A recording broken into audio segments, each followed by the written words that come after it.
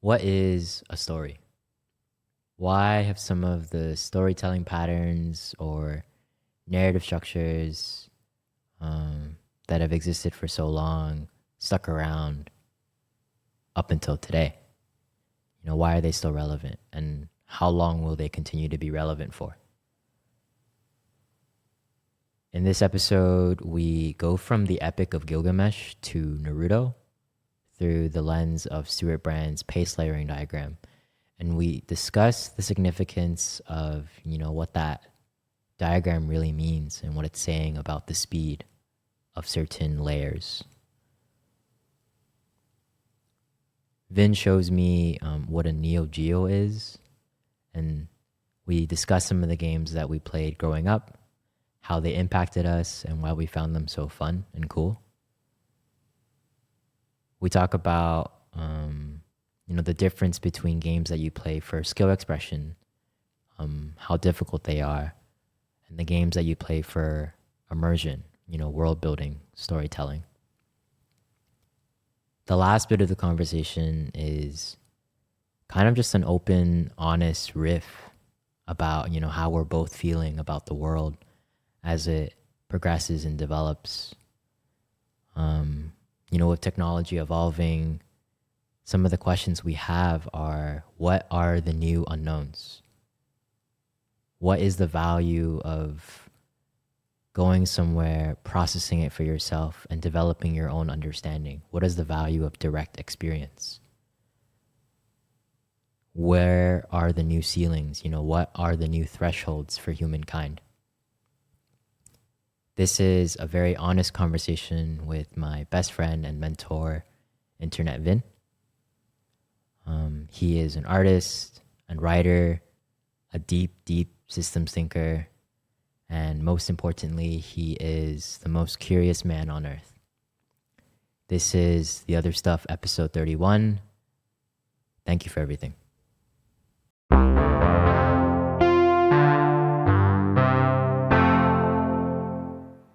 Man, I'm just gonna riff. Jump in whenever, man. I don't know, man. All right, so there's this diagram, right, with Stewart Brand, like where he breaks down each of those layers. Yeah. Pace layering diagram. What is this?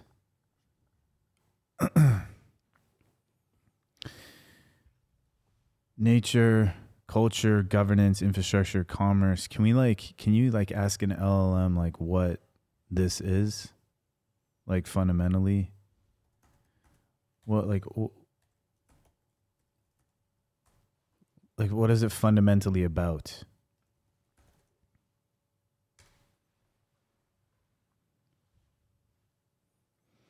Stewart Brand's pace layering diagram describes how complex systems, societies, buildings, and ecosystems maintain stability while enabling change through layers that operate at different speeds. The core insight: slower layers constrain and stabilize faster ones, while faster layers drive innovation without destabilizing the whole system. Slower layers constrain and stabilize faster ones, while faster layers drive innovation without destabilizing the whole system. Interesting. The classic 6 layers from the slowest to fastest. Nature, geological timescales, culture, centuries to millennia. This is myths, values, language. I always find it interesting that culture is like that fixed. Something I need to explore more. We'll come back to that. Governance, decades to centuries, institutions and laws, infrastructure, years to decades, cities, utilities, commerce, months to years, markets, fashion, and then fashion and art, trends and memes. The key dynamics: fast learns, slow remembers. Rapid layers experiment and adapt quickly. Slow layers preserve what works. Healthy friction. Tension between layers prevents both stagnation and chaos. Energy flows downwards.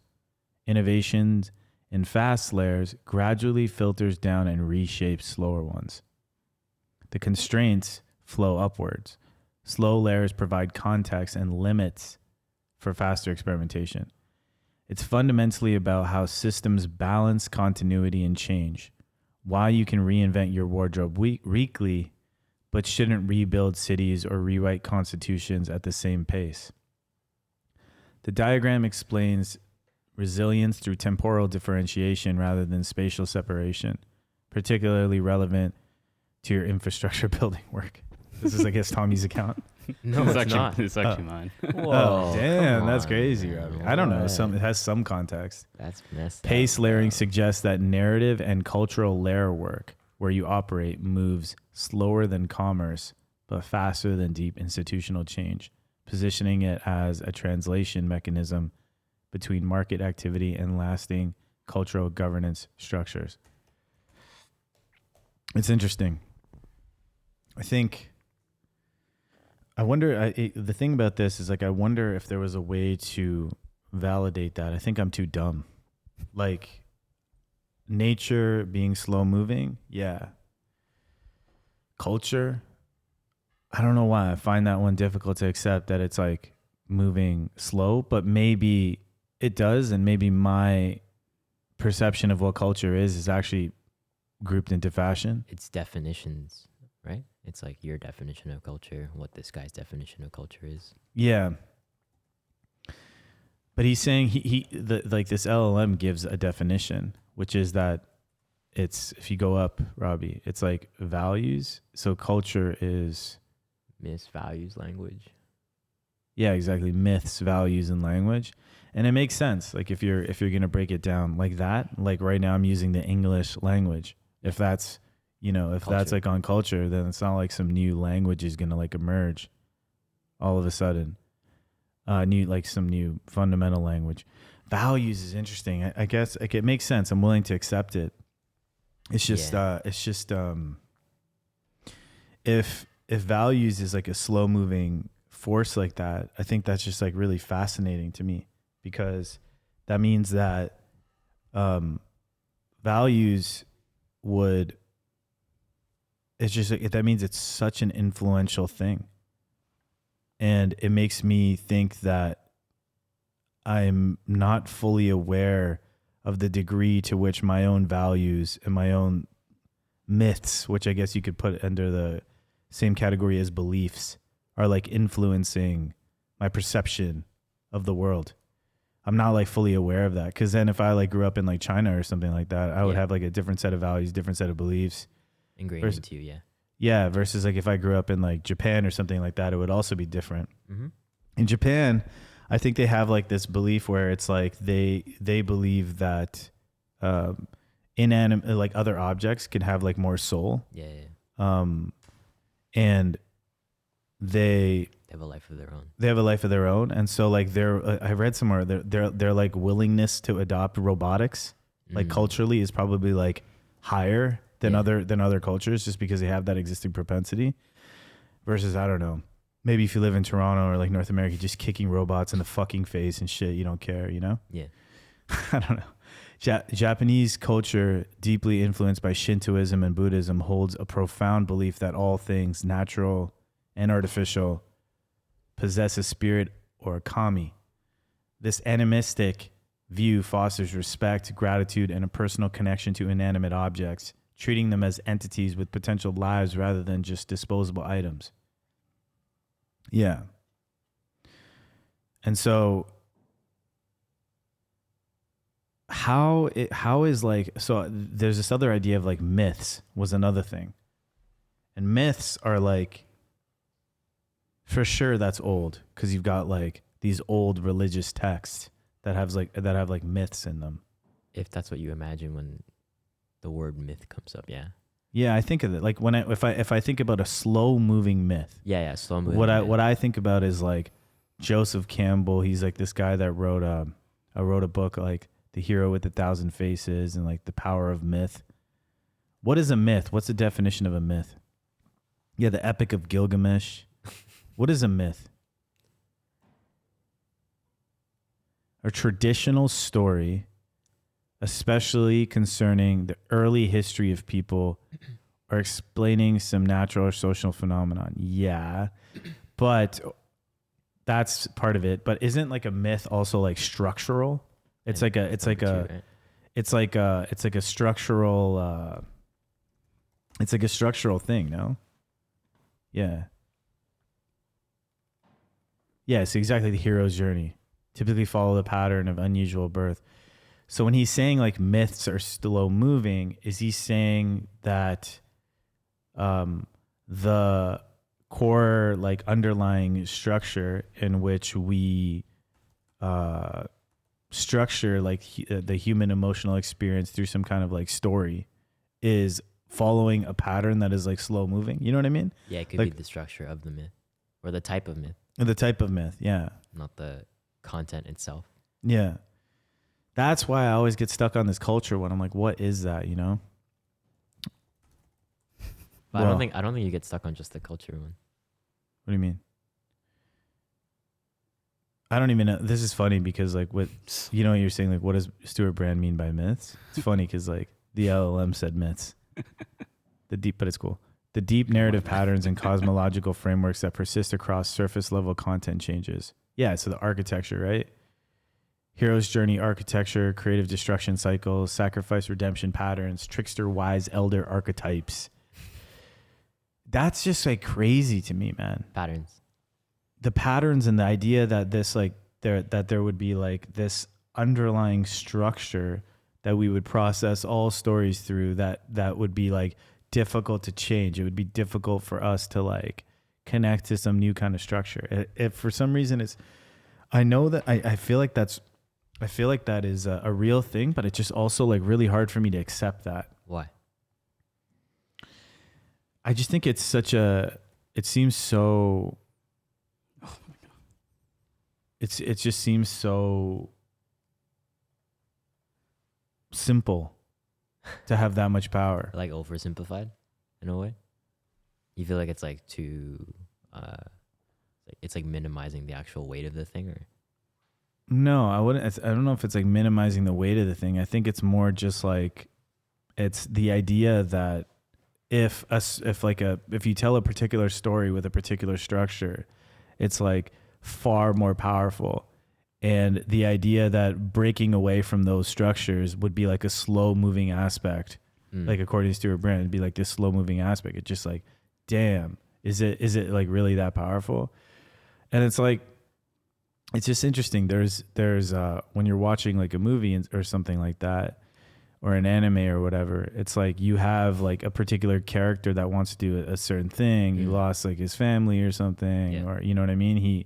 He's trying to find like meaning or something like that, like Naruto, right? It's like you have this guy, you know, this kid who like didn't feel like he like belonged, didn't have any sense of purpose, and he's like, you know, and he was like this outcast, like not loved by his village and shit like that. And he's like, he's like this person that does not belong in the village at all. And he's like, you know what I'm going to do? I'm going to become the fucking Hokage. That's true. He did say that. Yeah. And so what's interesting is just that structure. It's like, you know, people resonate with that and like they feel it like deeply. And then you can take that structure and apply it in so many different ways. This idea that how people perceive you is not necessarily, you don't have to accept that perception. Yeah. And that you could have this like inner vision of yourself and you could cultivate it and grow it and like bring it to life and make it real, irrelevant of what like the outside world says. Yeah. And it's just so absurd to me that structure is like that concept is like this slow moving thing. And like I'm living and I'm you know, I've grown up. I was like a baby and then I grew up and I became like this and now I'm talking to this mic and I'm going to get older and then I'm going to die. Yeah. And then some other fucking person's going to come up and then they're going to be like affected in the same way by the same structure. Yeah. And before me, like even thousands of years ago, somebody else was affected by the same structure. The idea that we've been motivating our species with the same stories over and over and over again, just like the only thing that's changing is like aesthetics. That to me is like very weird, you know, that, and I guess it makes sense. I guess like maybe if I live to like 10,000 years old, you know, like the structure of stories wouldn't hit for me. Maybe I would like get tired of it. Do you feel like the structure will change though? Like, Well, I mean, but according to that diagram, probably not. yeah, it seems like we've been telling like the same structure. Yeah. Or we've had the same structure for a long time. Yeah. And I think that, I mean, well, that's what that is. And like a lot of these myths they're like really, they've been around for a long time. Right. Mm-hmm. And so like, what is the oldest myth? Like, what are the oldest myths? That's a Right? banger question. I guess. Yeah. What is the first myth? Yeah. What is the first myth? And so the oldest recorded myths are Sumerian. Oh, here we go again. Mesopotamian, But this is notably the also, Epic like, of Gilgamesh. This is like written myth. There's probably myths that Oral, like, yeah. yeah, but maybe this was told like that. Maybe. The earliest surviving complete Epic of Gilgamesh is the earliest surviving complete narrative focusing on Sumerian king's quest for immortality. But the thing I was going to say was, if I live to be like 10,000 years old, maybe then the structures, or like even 1,000, maybe even 500, maybe then the structures don't hit for me. I think like the fact that people die is like a key reason why the structures hit. Cause it's like, yeah, I watch Naruto or whatever, fucking, I'll read the Epic of Gilgamesh and then I'm going to die. And then someone else is going to come and be like, whoa, right? Like I'm going to read the Epic of Gilgamesh. I'm going to watch Naruto for the first time or whatever. Right. And it's like, maybe it's the fact that, that there's this kind of like refreshing. I don't know. I just think it's weird. No, I get what you mean. It bangs because you have like a limited amount of time to resonate with it. Yeah, maybe, man. But I think about it a lot. I think about this like a lot. The structure. Yeah, I think about this a lot. Like I think about why is it that this stuff is so powerful? Why is it that this like means so much to people? Why is it that, you know, a kid can have a reaction to a story like on Netflix that follows a particular structure? It's just like, what the fuck is this? I think about it a lot, man. And that's why when I pace layering diagram, I find it very interesting that it's like there, that it's like purposely placed at a point that's like this slow moving thing. Because it's something I think about. Why is this so powerful? You know? What is the Epic of Gilgamesh about?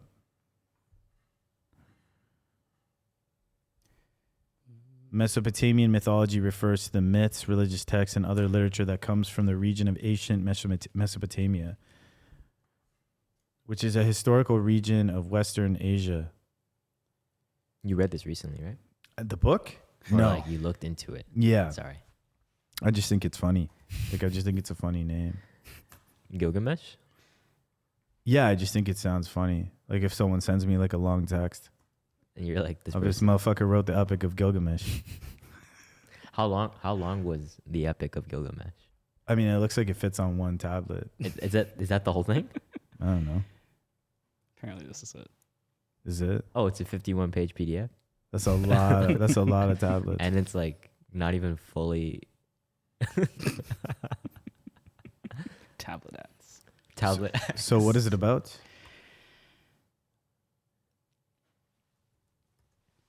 Summary. The Epic of Gilgamesh is an ancient Mesopotamian poem following Gilgamesh, the tyrannical king of Uruk. 2/3 god, 1/3 man, and his companion Enkidu. After they anger the gods by killing the bull of heaven and Humbaba, Enkidu dies, prompting a heartbroken Gilgamesh to embark on a failed quest for immortality, ultimately learning to accept his mortality and mortality's role in the human experience. Sorry. So it's a story about a guy who's processing the fact that he's going to die, and he's processing grief because like his friend died. A loss and grief, yeah. He's accepting death. Key phases of the epic. The tyrant and the wild man. Gilgamesh oppresses Uruk, prompting the gods to create Enkidu, a wild man meant to challenge him. After fighting, they become inseparable friends. Adventures and hubris. Friendship. The duo journeys to the cedar forest, defeating the guardian, Humbaba. Later, they kill the bull of heaven, sent by the goddess Ishtar, after Gilgamesh rejects her advances. Damn. She The sent, gods. she sent the bull of heaven. The gods doom Enkidu to a slow, painful death as punishment. Consumed by fear of death, Gilgamesh searches for Utnapishtim, the survivor of the Great Flood, who was granted eternal life. After failing to stay awake for 6 days, failing a test, and losing a rejuvenating plant to a snake, Gilgamesh returns to Uruk, accepting that true immortality comes from one's legacy and the lasting walls of his city.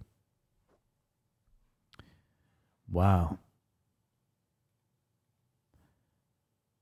How influential was this?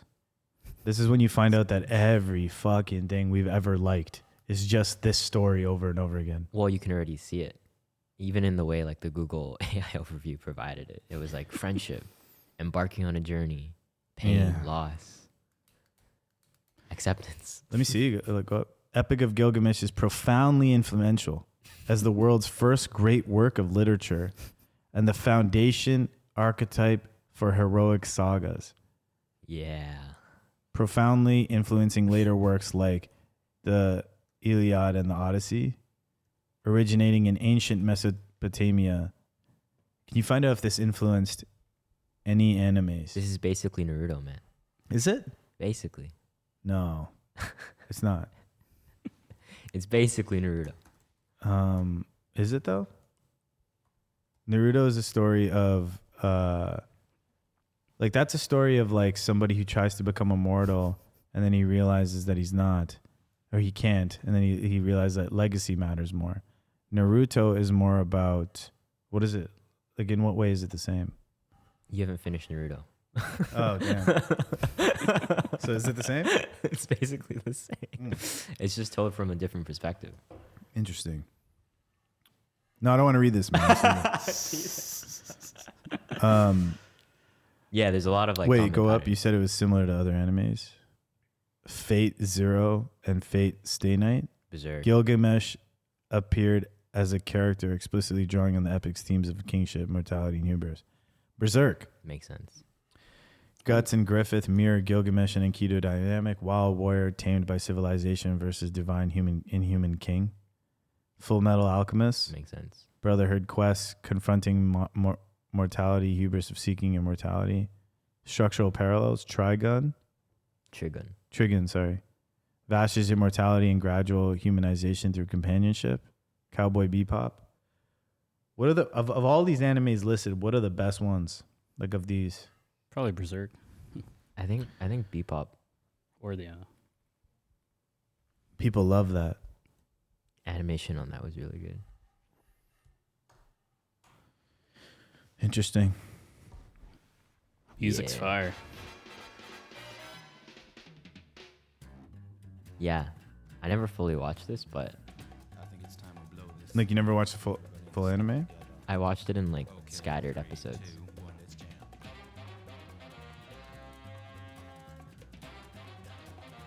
Well, you can't watch it in scattered episodes because the story like doesn't continue in a way. Like it's disconnected. Yeah, and I watched random episodes because my brother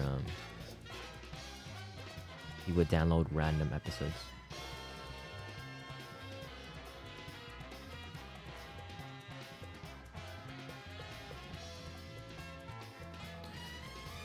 What's cool This about is dope. What's cool about this is what year did they make Cowboy Bebop, Robin?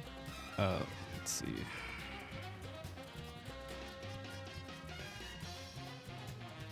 $1998. 1998. They pulled off like the Western like influence like really well. It's not like Western. It's more like 70s shit. I know what you mean though. Whatever it is, yeah. Yeah. I'm trying to think like what is an example of this. I think like if you look up like old 007 intros, Yeah. you'll probably be able to find it. Like find one. I think like there's one with like Sean Connery or something.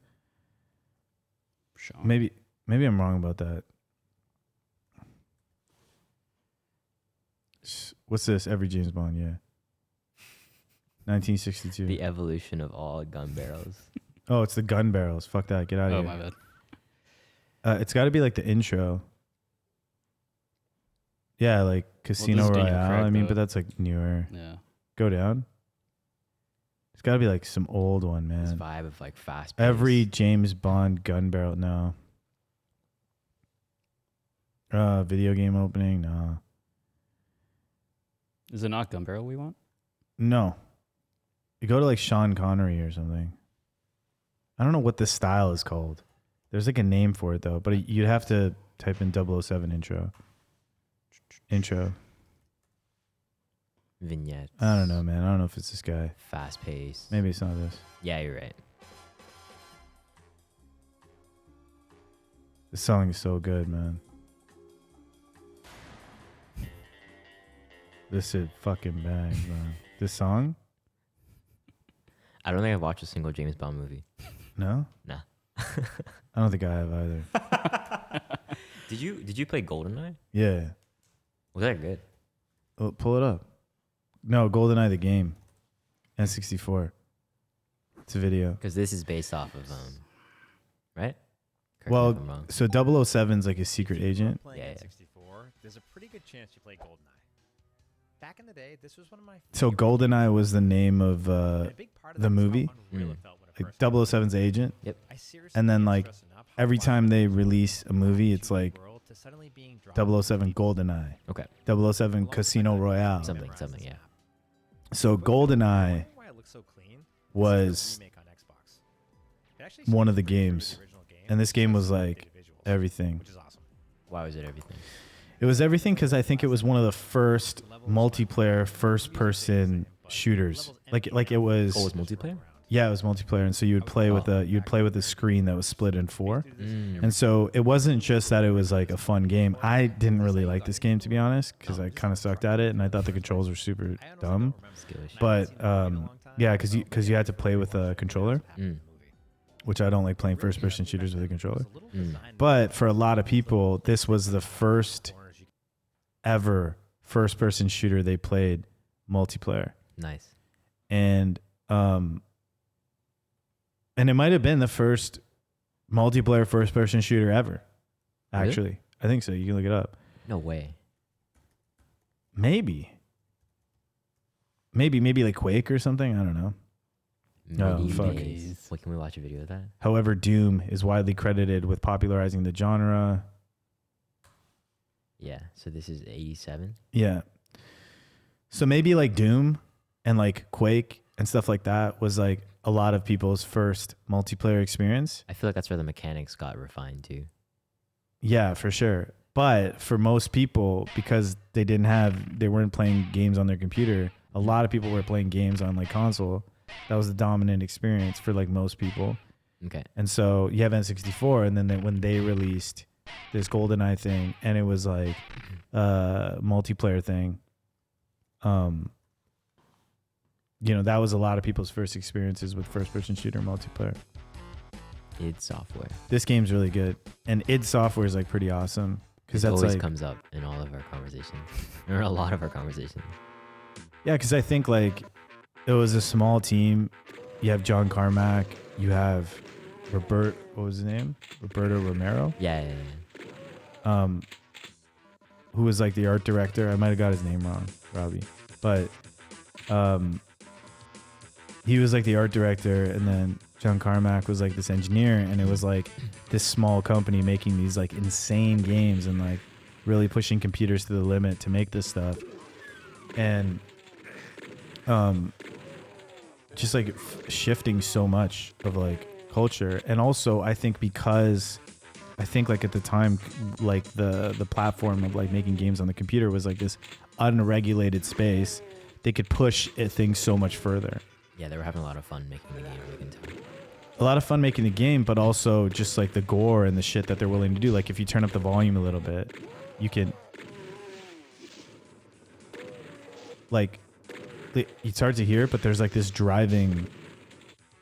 Hear that music? Yeah. It's pretty cool, right? It's like very edgy.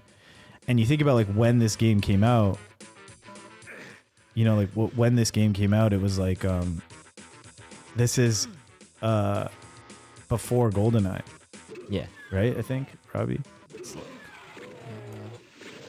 I'm like confident it's before GoldenEye. Yeah, this was GoldenEye was 97. This was like early 90s, 93. Nice. Exactly, right? And so look at the difference, right? Like in GoldenEye, like it's just much more subdued, the game, right? Like Peek around, how you could sneak around the like levels. when you watch watch when they kill somebody, like Doom almost feels more impressive, to be honest. yeah, it was.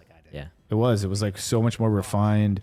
Gameplay was like a lot smoother, and then also like you're playing with a controller here, right? So Yeah.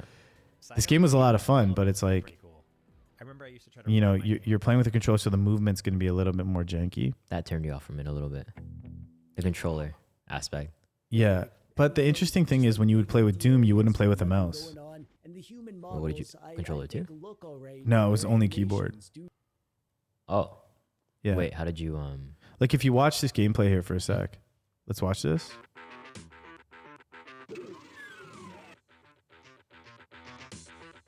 If you look at where he's not moving, do you see what I'm saying? Yeah. Like he's not. Very lateral. Oh wait, actually he might be moving the mouse. Wait, Those I'm look like pretty confused. sharp I'm turns. positive. I couldn't. No, I you're couldn't- probably right. No, I couldn't play Doom with a mouse. I'm pretty positive about that. I believe that when it first came out, it probably wasn't. Why did anyone play Doom keyboard only? I don't know. Maybe I was a fucking idiot. Did you have a mouse? When I had you know what? Maybe I did play Doom with a mouse, but the first game they released was Wolfenstein 3D. And that was no mouse. Maybe I'm pretty sure maybe I can't remember, man, but I'm pretty sure I only played Doom with a mouse. This is the first game they made. Yeah, you showed me this one time too. Yeah, they have some crazy artwork on the. Yeah. That's what I'm I saying. remember Like, talking about this. that's what I mean. It's like They were really pushing boundaries. Yeah. It's so messed up.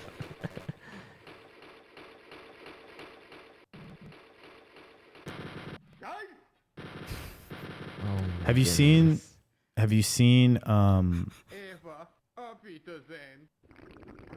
see what I mean? Yeah. Yeah. Have you seen like the recent Dooms? Yeah, they look really cool. Like graphics wise. It's cool they've like built out the world even further. 16. 2016, is that the latest? The story That's has old. I thought it was newer than that. I thought I- they just released a game. No, not just. 2025. Oh, really?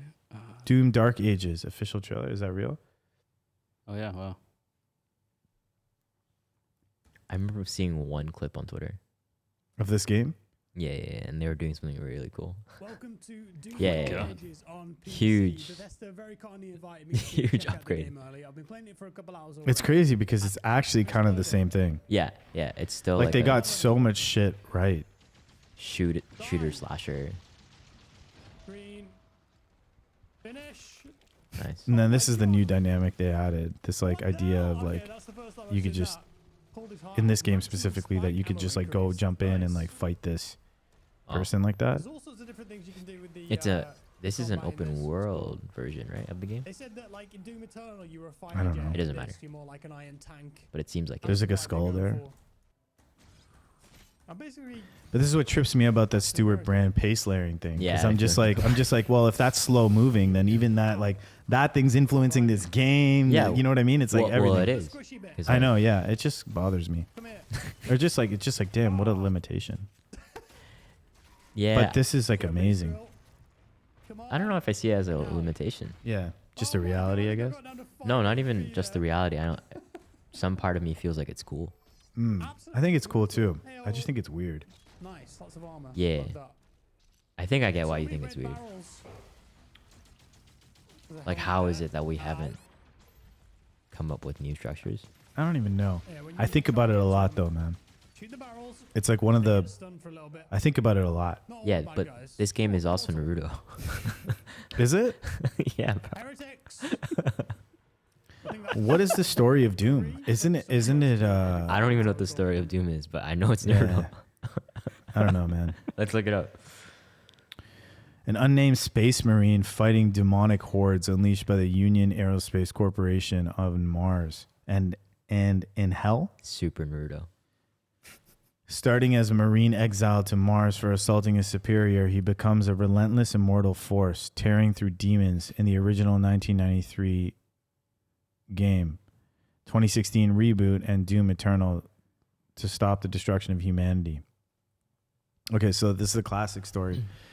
1993 classic story. A Marine is sent to Mars as punishment for insubordination. Really? Is that what it is? Damn. The UAC's teleportation experiments on Phobos and Deimos go wrong, opening a portal to hell. The Marine fights through both moons and hell to defeat the spider mastermind, later returning to Earth to find his pet rabbit Daisy killed, triggering a deeper rage. The fuck? Maybe it's more like John Wick, but Yeah, this guy was really I think they were all really influenced. I might have been wrong by like heavy metal and shit like that. oh yeah, doesn't heavy metal play in the game? Wow. Yeah, and so like I think that's where like you get like the demons and hell and shit like that like coming in, right? But it's really cool. It's a really, really, really cool game. I really want to meet these people. Did id Software make their games outside of Doom? Sorry, stupid question. Yeah, they made Wolfenstein 3D. Wolfenstein and then Another super iconic game they made was called Commander Keen. you brought this up before. Commander Keen. It's really good. It's one of the first games I sick. played when I started using a computer where I thought like, oh, like it was the first moment where I played something and I was like, oh, there's like levels. Like Because you progress through levels in this? No, what I mean is that like I knew that like I remember playing it and thinking like this is better than other games I've played for some reason. I don't know why. Oh, I see. Okay. The depth, mechanics. Something. I just remember playing it and thinking like this is like better for some reason. It was like the art direction and shit. It just seemed cool. And also like a lot of what it just felt like it was coming from a world that had a lot of depth. And it was the first time I was introduced to a world through a game that I felt had depth. So let's say I'm watching like, you know, like reading a comic book or like watching a show or something. Yeah. Like I had experienced depth before, this idea that, oh, this is a crazy world to like participate in, you know? But this was one of the first times I played a game where I felt like the depth was there, but it was like a brand new character that I didn't know shit about. And I was just like, what is this? Yeah. And by depth, you don't even mean like just the story of the game. You mean like literally how the game feels, plays. I kind of mean like the story. I mean all of it, like the story, the art direction, just even this kid, like who is he? You know, like he's wearing this helmet and shit. Yeah, what is the story of Commander Keen? So it's making a little noise indicating Yeah, don't actually have a shot. I think it's like And some by the way, kid there's or a little something. sign next to it written in Checks out. Even just like look at this, like look at these images. Yeah. I see myself. No, go back for a sec. Click the top left image. Like, yeah, I don't know. It was just really cool. And then he was in this like spaceship. Yeah, what's the Is storyline? Commander Keen Doomslayer? John Romero. Sorry, Oh my bad. that was his name. John Romero did the art direction for like all these games. Sick. In the first, I think you can just get a synopsis at the top. The series follows the eponymous Commander Keen, the secret identity of the 8-year-old genius Billy Blaze, as he defends the Earth and the galaxy from alien threats with his homemade spaceship, Such a ray good guns, and name. pogo stick, and just even the weapons that he had, like just like these DIY Pogo kind of stick. things. Yeah, it was really dope. And then like to have that kind of like art direction that you're playing like as a kid, and then it's like well executed. Yeah, I can see that resonating with a lot I of really people want to growing meet this up. guy. So this was around like 90s? Yeah, The probably. games when people were playing them? Yeah. So what are all of the what is the like complete catalog of games made by id Software? Commander Keen, Wolfenstein, you just saw that. Wolfenstein, Quake, you know Quake, Yeah. obviously. So they invented the first person shooter, It's basically, crazy. I think, right? And like Yeah. refined the shit out of it. Rage, I don't know about this. Oh, I've heard about this, yeah. But it was just like banger after banger. Like even just like stuff like this, like one thing to like really invent and like push that POV and make it smooth. Yeah. That like first person shooter POV. Mhm. But like look at that, a screenshot from the first episode of Doom. Look at this. It's like you have a chainsaw. Like your weapon is a chainsaw. It's really crazy, Yeah. right? Like to experience and see something like that for the first time In that format too. in that format. Yeah, I You know know, what like you're we saying. watched like this updated version of Doom and he like jumps in and rips the guy's heart out and shit, but it doesn't hit as much because it's like now and you've gotten used to that format. You've And seen cutscenes, you've even seen movies or whatever. Right? exactly. I get it. Like you've seen like, you know, you've gotten used to that. And so now, yeah. Yeah, they like basically. Well, the medium was like kind of like games here, right? But then they were like creating a new kind of game type. I think so. Yeah. And so I had already experienced games like this, but like not everyone, like it wasn't common for people to be gaming on the computer. Gaming at home was popularized by consoles, Okay. with Nintendo being a huge influence. Yeah. What was your first console? My first console was Nintendo. Okay. Like NES. And was that before you had a PC? Or did you have a PC and you also had? Oh, good question.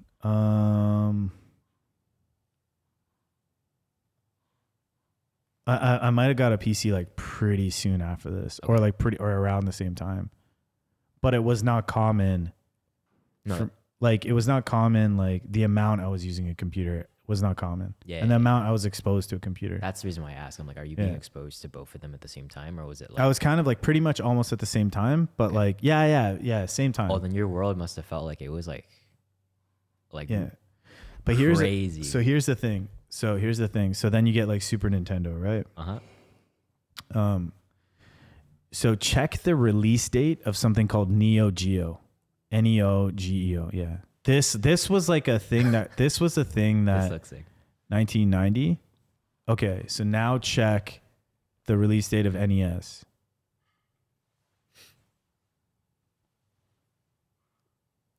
Mm. 1983. Okay, 1983. Okay. Wow. So yeah. So all right, so let's say like I get a Nintendo, but it wasn't like I didn't have like too many crazy experiences with the Nintendo. Okay. You know what I mean? It was just like early. You had it. You I had it, but it wasn't like I was going super crazy with it. Yeah. Yeah. So when did Super Nintendo come out? So what was this one, Robbie? Neo Geo? 1990 80. or No, 19 what? 90. 90. Okay, and Super Nintendo comes out when? 83. No, that's Nintendo. That's NES. Yeah. Oh, 83. sorry. When is this? Release. 1990. 90 as well. Okay, so Neo Geo was 90, right? Mm-hmm. All right. So like this thing had been out for a bit by the time I got it.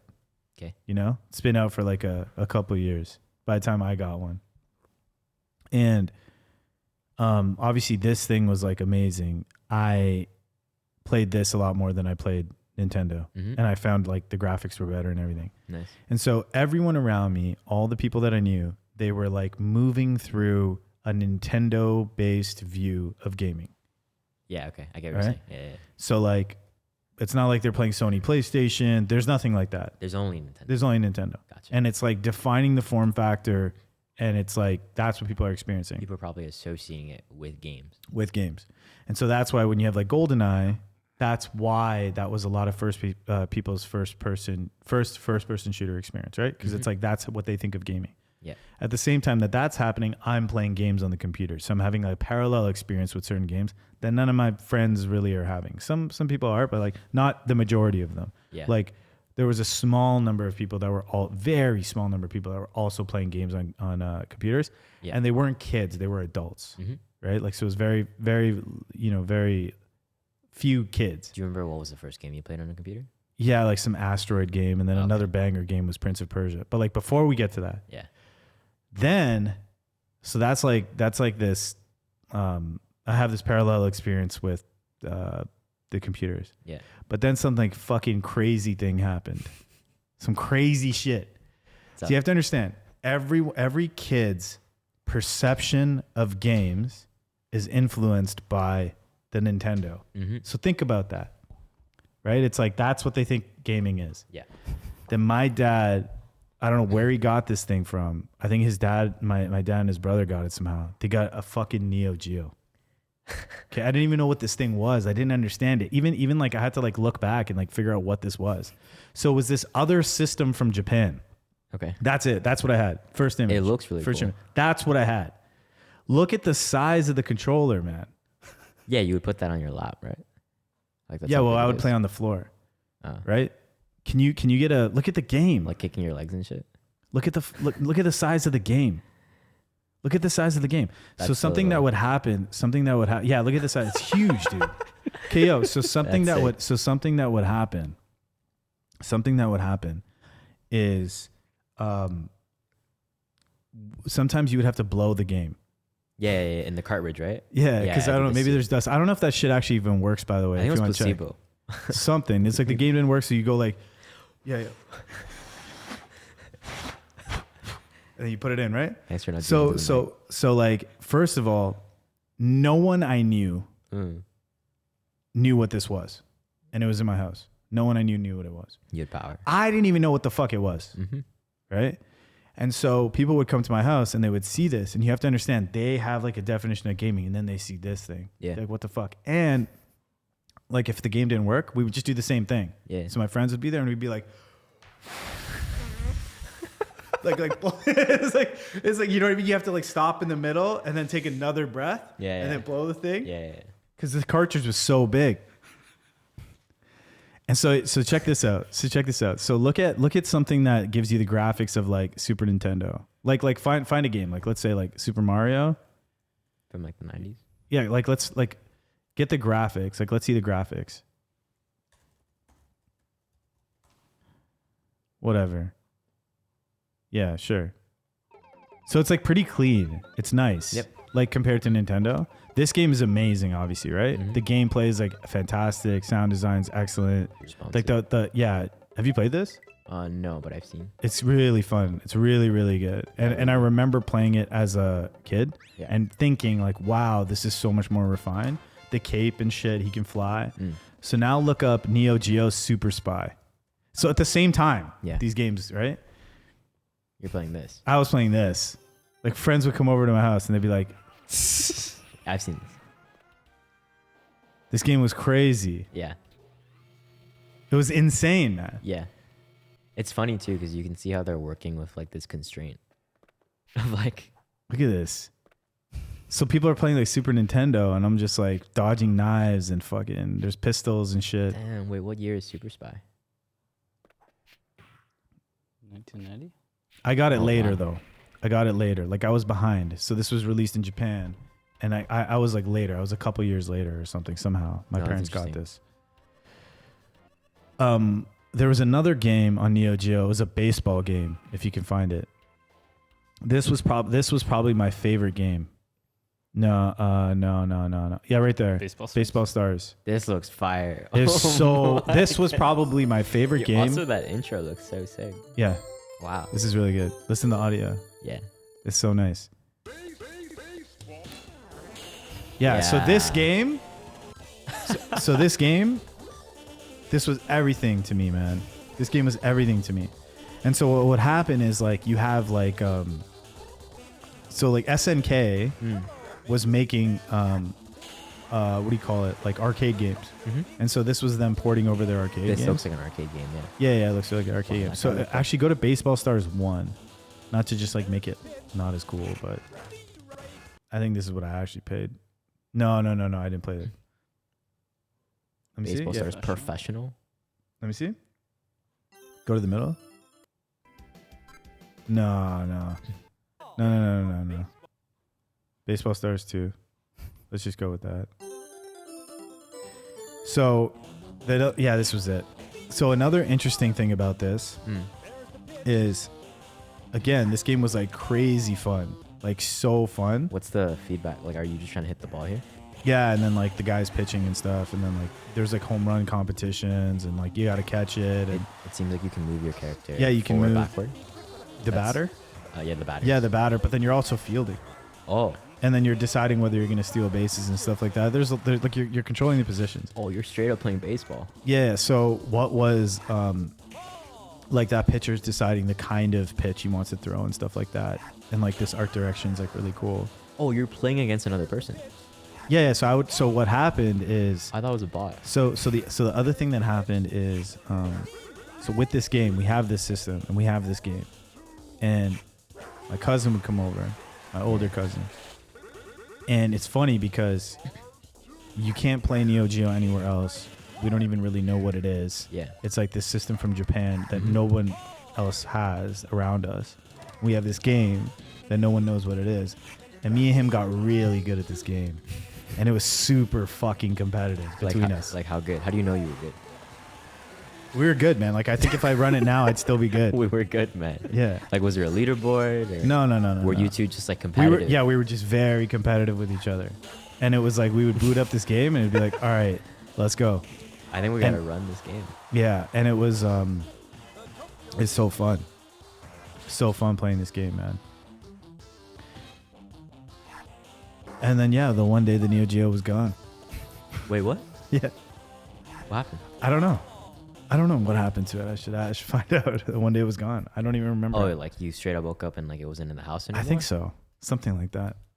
Oh, you were probably playing it too much, man. No, I don't think so. I don't think so. I don't think it was That's No. I genuinely don't think it was I was playing too much thing, because I wouldn't play it a lot. I think it was wherever the fuck we got this system.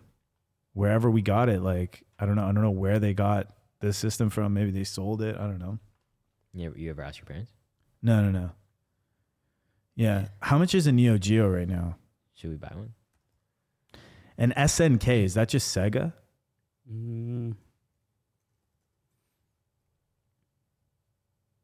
SNK Corporation. Is this just, or is it its own thing? Shin Nihon Kikaku. Is it associated with Sega in any way? Were they purchased by Sega? Long history Primarily of through distribution. business partnerships. That's an agreement.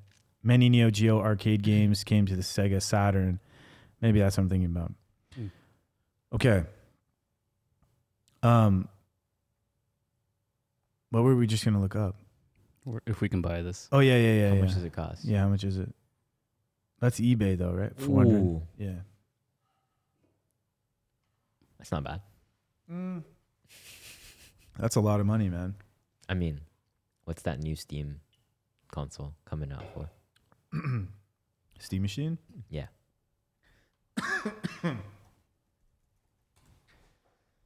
I think it's like Right. $1,000. I guess they haven't.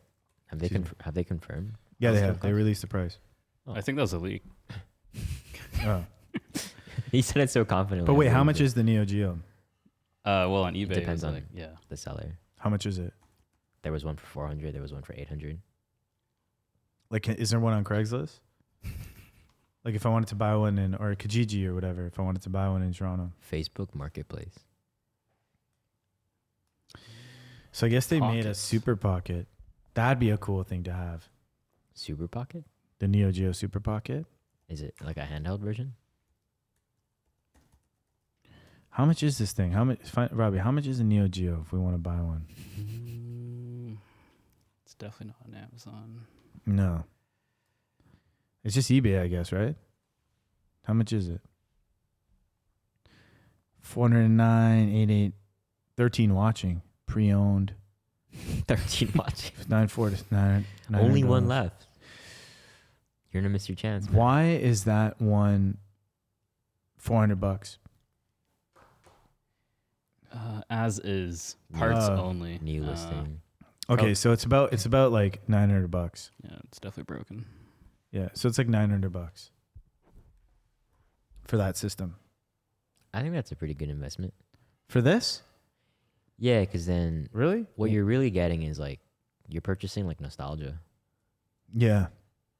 What is considered the best Neo Geo game of all time?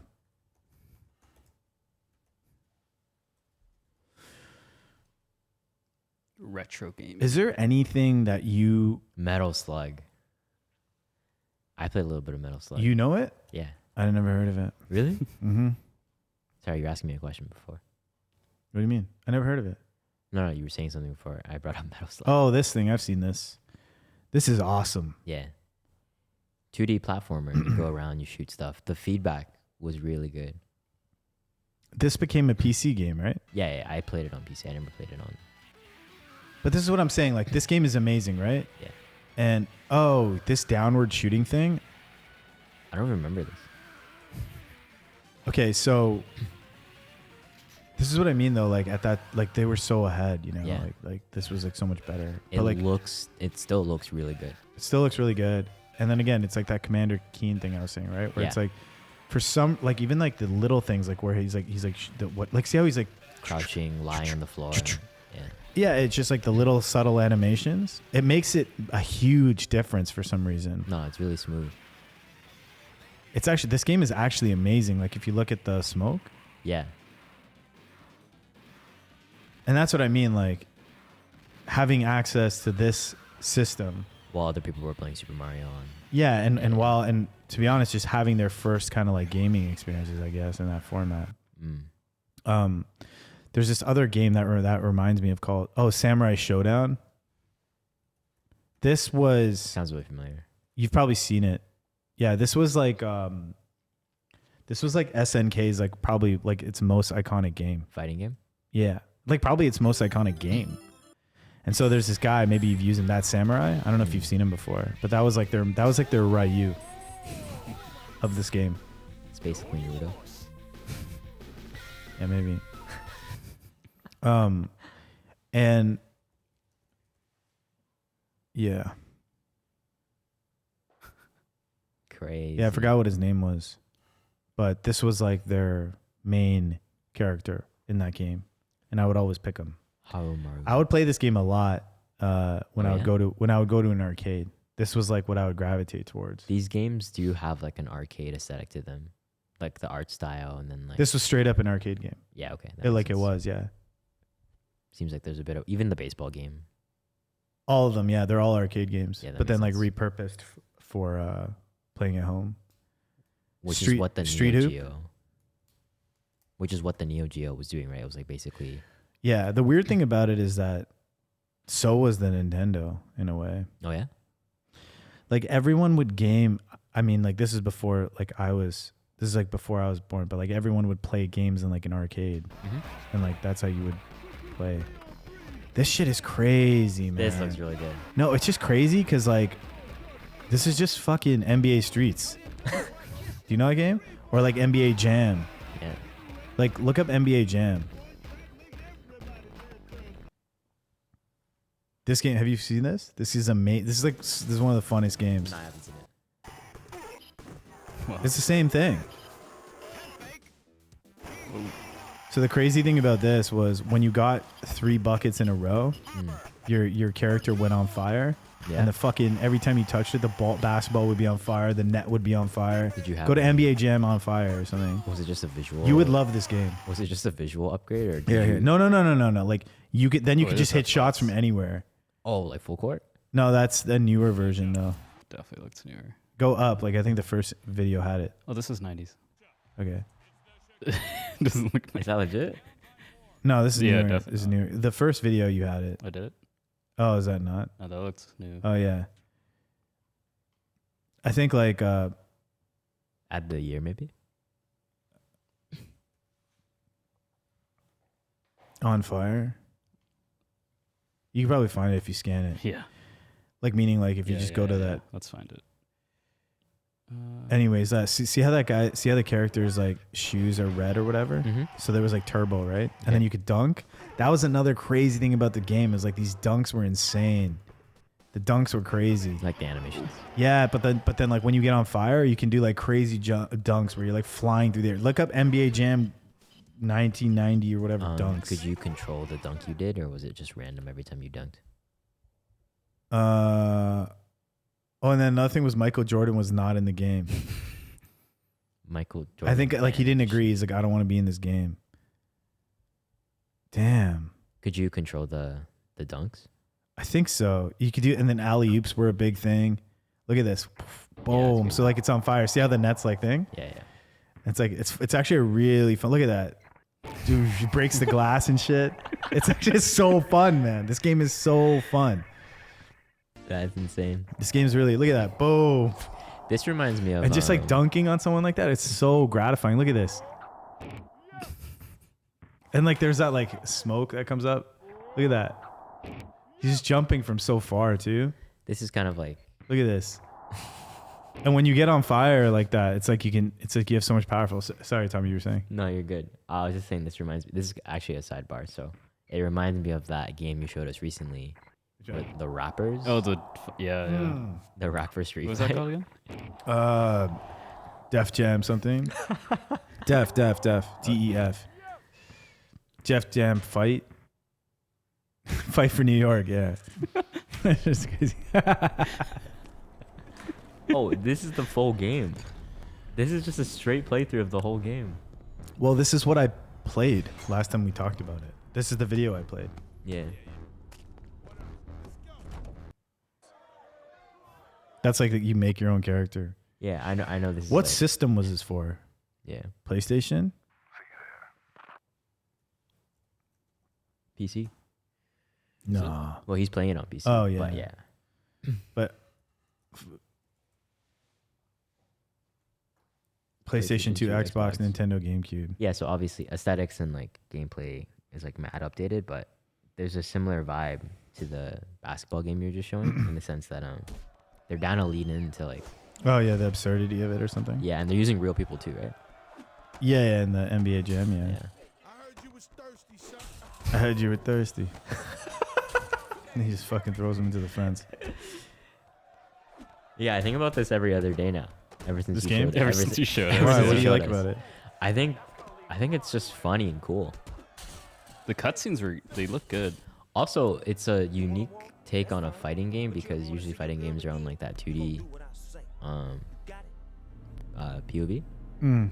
But this one's in like there's 3D? Well, so, yeah. I mean, there's like, there's other games. There's other games like that. Yeah, wait, sorry. I know there's other games like that, but like this feels like an early. Yeah, there's another game that I really liked. It's a wrestling game. It's called like, it was weird, super competitive again, but it was called like WWE, like No Mercy or I have a feeling something. it's gonna be really good. Yeah, this All shit. finishers. Yeah, this shit was crazy. Finish But I it. played every version of this. The first version of it was WCW versus NWO. What do you mean you played every version of this? This was like, I got super good at this game, and it was like I loved this game. I loved the whole thing. So How do you get super good at this game? Like what's It was super competitive, man. but like what You were can dodge, you can okay. reverse moves. Okay. The way you do your finishers. Were you playing against another person? Yeah, like my Okay. friend, like we would all play together. It was like very competitive. That's another thing too. Every time we would play multiplayer, Yeah. it was LAN, Yeah. like meaning LAN. You were right next to the guys. Yeah, and it was so much fucking fun. Yeah, and so yeah. it's like people would come over and be like, "Yo, let's play this game." And they're like, "All right." So everyone would like link up and you'd play. He's just giving everyone the finger. Yeah, so I mean, like this is kind of the same in that you're moving through a space, but the Def Jam Fight for New York stuff came later, Yeah. and the mechanics of that game were a little bit more combat based. This was like a lot of like grappling, a super fun game. Yeah. In my opinion, this series, like WCW versus NWO, I think like after that was WrestleMania, and then this, like it was this company called THQ, I Yeah. think, and they went on like a stretch where they made these games for Nintendo 64. And I don't know, like I haven't played all the wrestling games or whatever, but in the ways that it, like just off my instincts, and I have like tried other wrestling games like on the newer versions. And in my opinion, like this is this series of wrestling games is the best wrestling games ever made. Did you watch wrestling at the same time or? Yeah, like I watched it during this period. Yeah, like The Damn. Rock and shit, Stone Cold Steve Austin. Like that was the Damn. only like little window that I watched it in. Yeah. And people say that was like the best window ever for wrestling. Yeah. I watched it like, and it was so fucking good.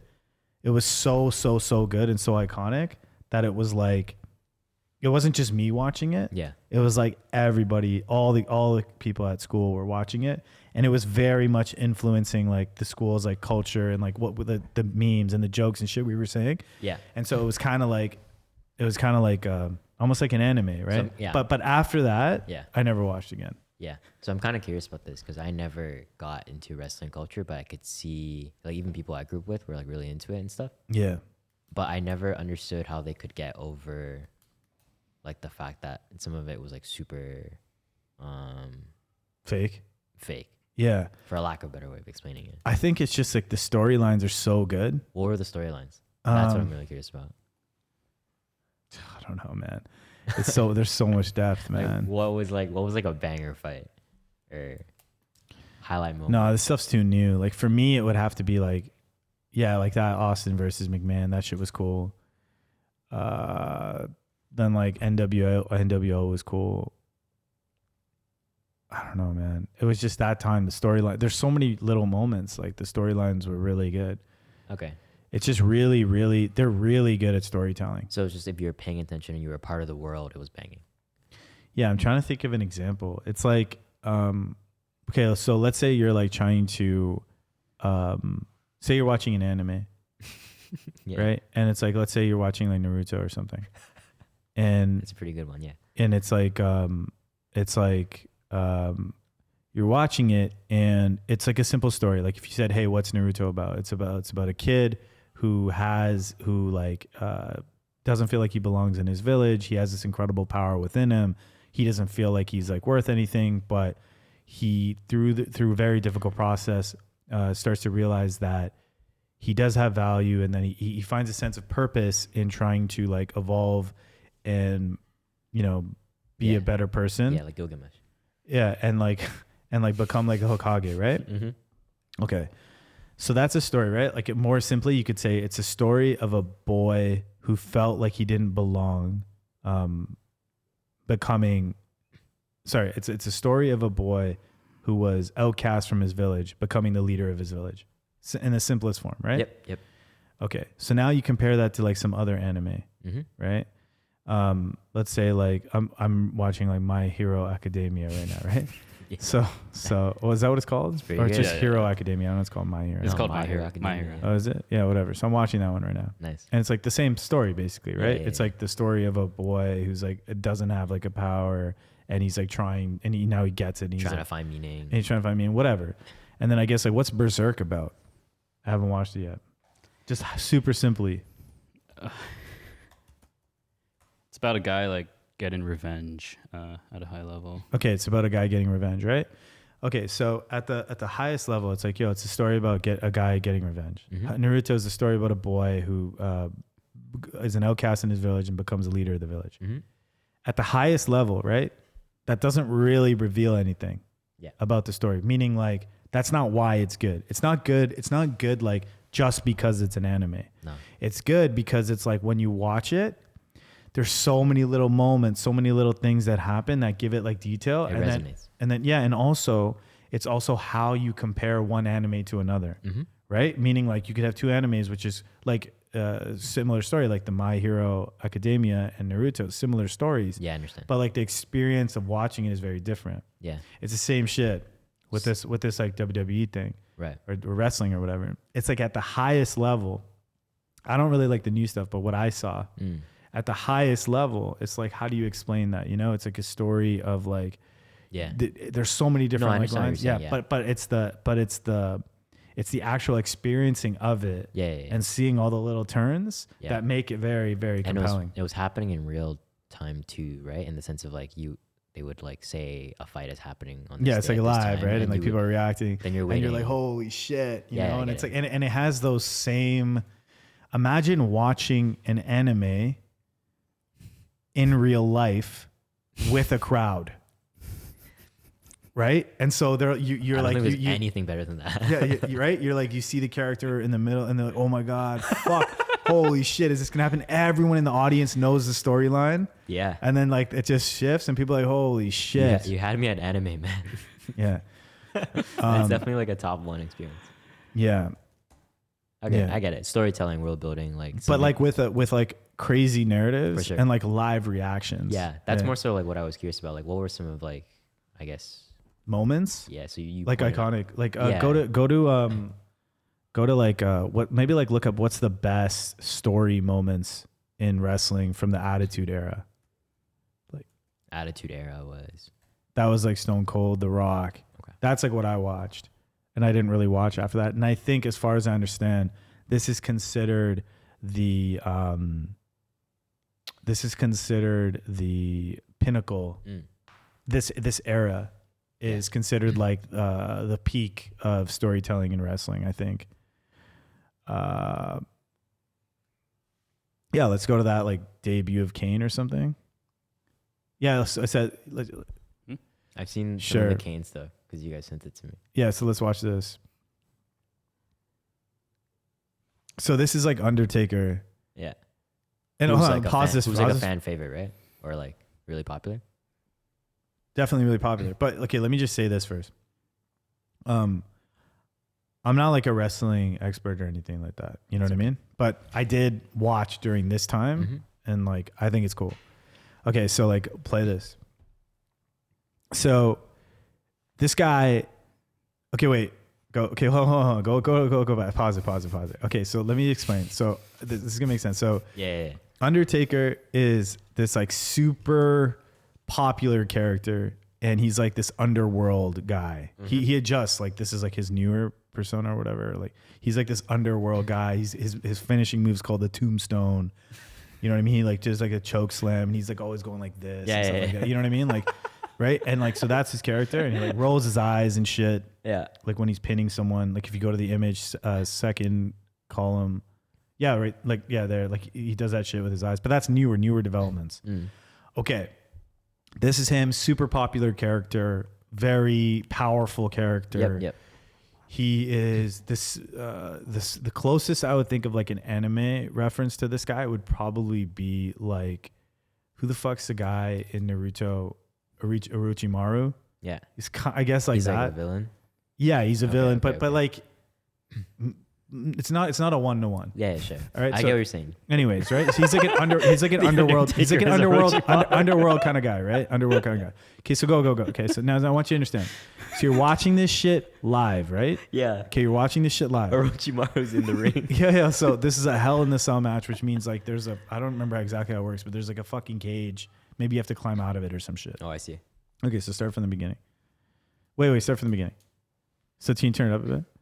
So like pause it. He's fucking sweating and shit. He's been in this match. People are all around. It's this Hell in a Cell. There's like a fucking steel cage around the ring now. He's going like this. Like he's about to do his finisher. Okay? You're gonna need audio. It's all over. The announcer's like, it's all over. Then look, the lights turn off. Dun. And so now, stop. Look at the music. So stop this for a sec. So like, Yeah. you see what I'm saying? Yeah. Like, right? It's like the lights have turned off and you're in there and it's like, it's all over. This guy's about to win the match. You go, what the fuck is this? What So the fuck? nobody has ever heard of this Kane person before, right? This is No. the intro? No, you're just watching this. You're like, yo, what the fuck is going on? Yeah. You know, and there might be like, this is older. Like this is older. This is before the Attitude. I think it might be, I don't know. But like what would happen is like people, you'd find out like rumors and shit. You'd be like, yo, I think there's like some new character that's going to come or something's going on, right? Okay, go. This music. They're just like, yo, what the fuck is this? And then this. So now stop. So now. It's Paul Bear. Yeah. So now what's happening is, this guy, I think, was like Undertaker's like, he was like this fucking important guy that would help the Undertaker, right? Okay. He was this guy that was always with him, Paul Bear or something. Yeah. I think he would like always walk around with a shrine and shit. So now this guy is with this new guy. So it's like, who the fuck is this guy? Like, who's this guy in all red? And he's got a mask on. Paul Bear is the. It's like the guy that's following him. I thought this. No, that's Cade, man. Okay. And so like, look at his mask and shit, right? Yeah. And he just starts walking out. And so you're like, yo, who is this? Yeah. Man, Paul is sick.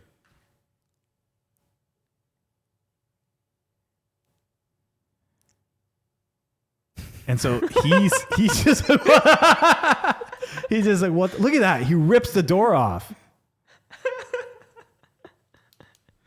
That's crazy. Look at this. He's crazy, man. Yeah. Yeah, this would bang. And so the story here is, I think the story here is, pause it. So I think the story here with Kane is that it's his brother. The Undertaker. Yeah, it's like his like brother or something like that. I see it. And so imagine you're watching, same thing, you're watching an anime and there's like stories of some like brother. It's just like Naruto, man. Yeah. Look, Yeah. it's Naruto and Sasuke.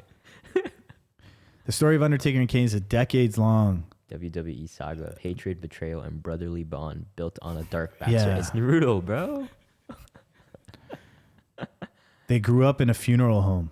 The Undertaker allegedly set it on fire, killing their parents and scarring his younger brother Kane. So his brother like comes back. Yeah. Kane debuted at Bad Blood in Your House, Kane costing Undertaker a Hell in a Cell match against Shawn Michaels by delivering a tombstone pile driver. Kane and manager Paul Bear wanted revenge for the fire. Yeah.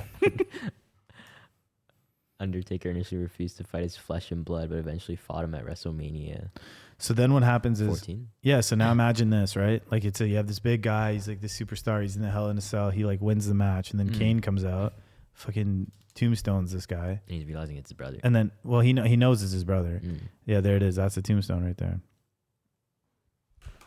And so Yeah, I think I get it. right? And then it's like, yo, just fight him. No, I won't. It's like, no, and then they fight. Look at them. So it's like, what? Look at him. He's like, what have I done?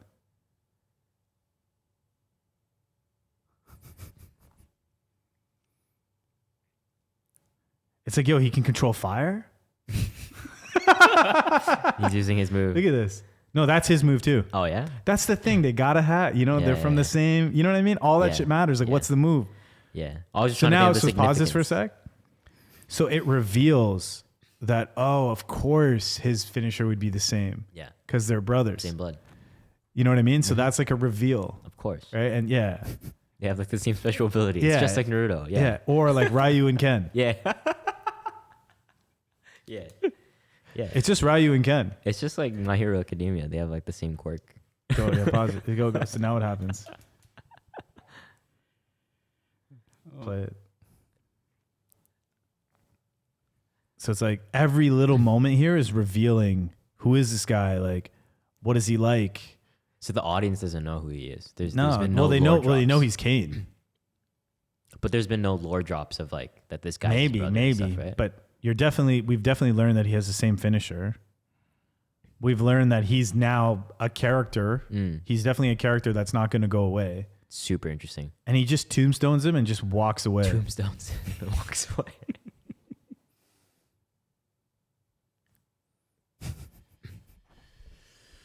Yeah.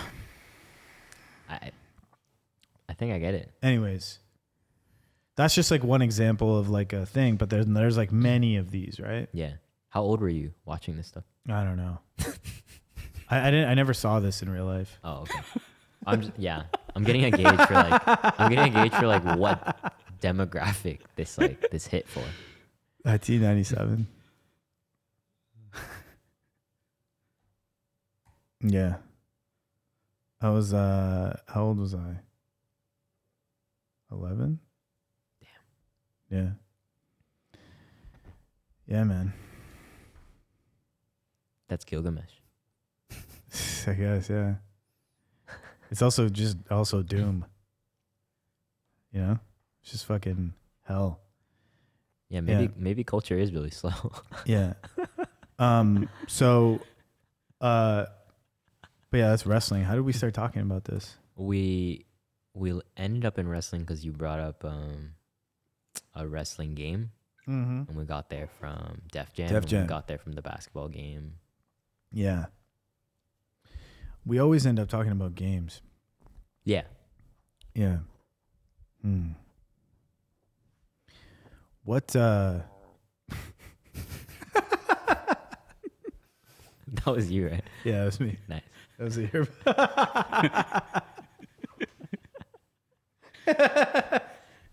This is my favorite episode. Yeah. What games like do you even care about games right now? That's a really good question, actually. I care a lot about games. I just don't play them right now. So what are like good games that are coming out right now? I actually don't know. I don't know what good games are coming out right now. I've been hearing a lot about the latest Hollow Knight. Hollow Knight? Yeah. 2D platformer. Hollow Knight. This one? Yeah, there's like a sequel that a lot of people are waiting for. Have you played the first one? Silk Song. Yeah, I played a little bit of the first one. What is this? I've seen this, but I've never played it. What was the trailer? 2D platformer, just really, really solid mechanics. Really good story, really good world building. It's Wow. basically Commander Keen. So you can hang on things? Hang on things, you can like double jump. You get I think you get like certain like abilities and weapons that afford you to do different things. This looks like a lot of fun. Yeah, I've heard it's a lot of fun. I haven't played it myself. Oh, But, you haven't played it? No, I haven't played it. But You haven't played the first version either? no, I played the first version. Oh, you did, yeah. Yeah. Wow, But, this like- looks dope. Yeah, I think the story behind this is that a lot of people are waiting for the sequel to drop for Wow. a really long time because the Oh. first one was so much fun, and I think Silk Song like really delivered. I think it has like really good reviews on Steam. So it's already out? Yeah, it's out. Oh, okay.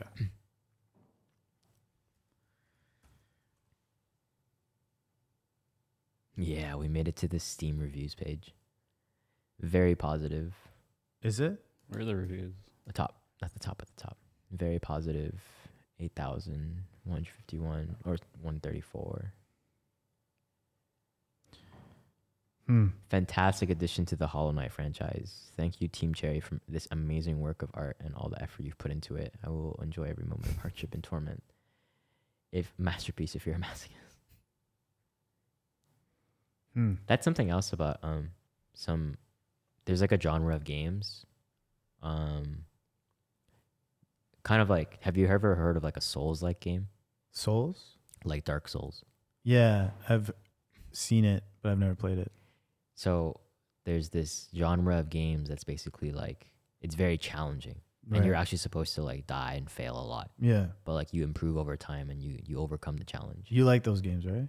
Yeah, I think these games are really fun. But like it's cool because I think it's taken a lot of different like formats.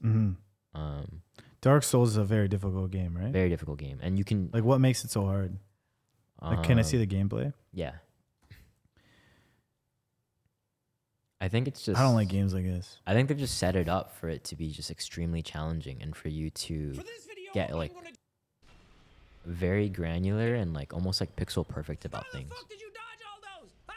Like, what do you mean here? Have you played this? Yeah, I played a few Souls games, but like basically there's So, like, what do you mean by pixel? Like, what do you mean by pixel perfect in this context? they're centered around It's these, not forgiving. these boss fights. Yeah, it's not forgiving or it's very unforgiving. If you mess up, like you can get one shot by a lot of bosses. Oh, I see. And if you're not like absolutely correct on your timing of like a dodge or like a certain time to hit them, like you're wiped. Even if like you were doing really good up until then. Yeah, and I think it's like interesting because like there's this format of the game, right? They call these like Souls-like games, but then there's another game called Jump King. I think you would actually like this one a lot. Jump King. Jump King. And it's also very similar to Commander Keen.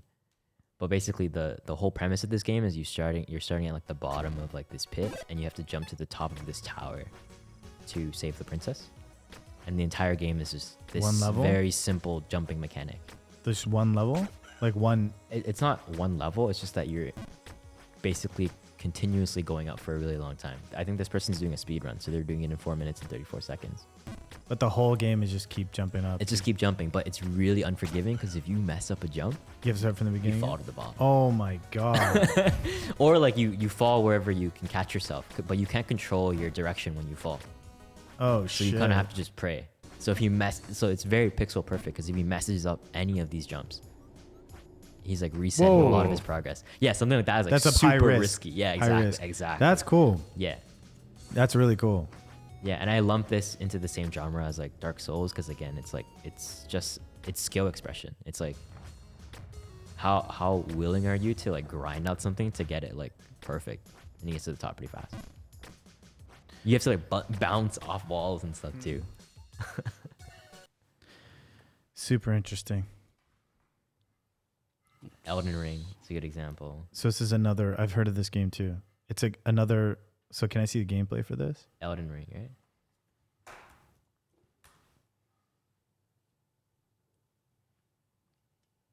Full game. Oh my god. This guy Something does like all the Elden Ring and games. Bloodborne, everything all in Yeah, one very video is a Souls-like. bit more, Even like I down to won't the say aesthetic. artistic, but it feels like Wait, I have innate in a felly is strong. Yeah, and I think the reason why these games resonate with people is because, again, it's like, well, Souls like in particular, it's like they do a really good job of like building the world Right. and like yeah, A lot like, of depth. a lot of depth. Like this character Godric the Grafted, like there's like a whole story leading up Right. to this boss fight about like how terrible and like messed up his life is and who he is, right? So people just kind of get like sucked into these worlds. Totally. And I mean the voice acting Exactly. and all this shit, right? And then you layer that with like skill expression, right? So it's Yeah. like you can't just beat him on your first try unless you're really good. Yeah. So now you're like spending a couple days, maybe a week, just like trying to like get the right gear or like practicing fighting this guy. Wow.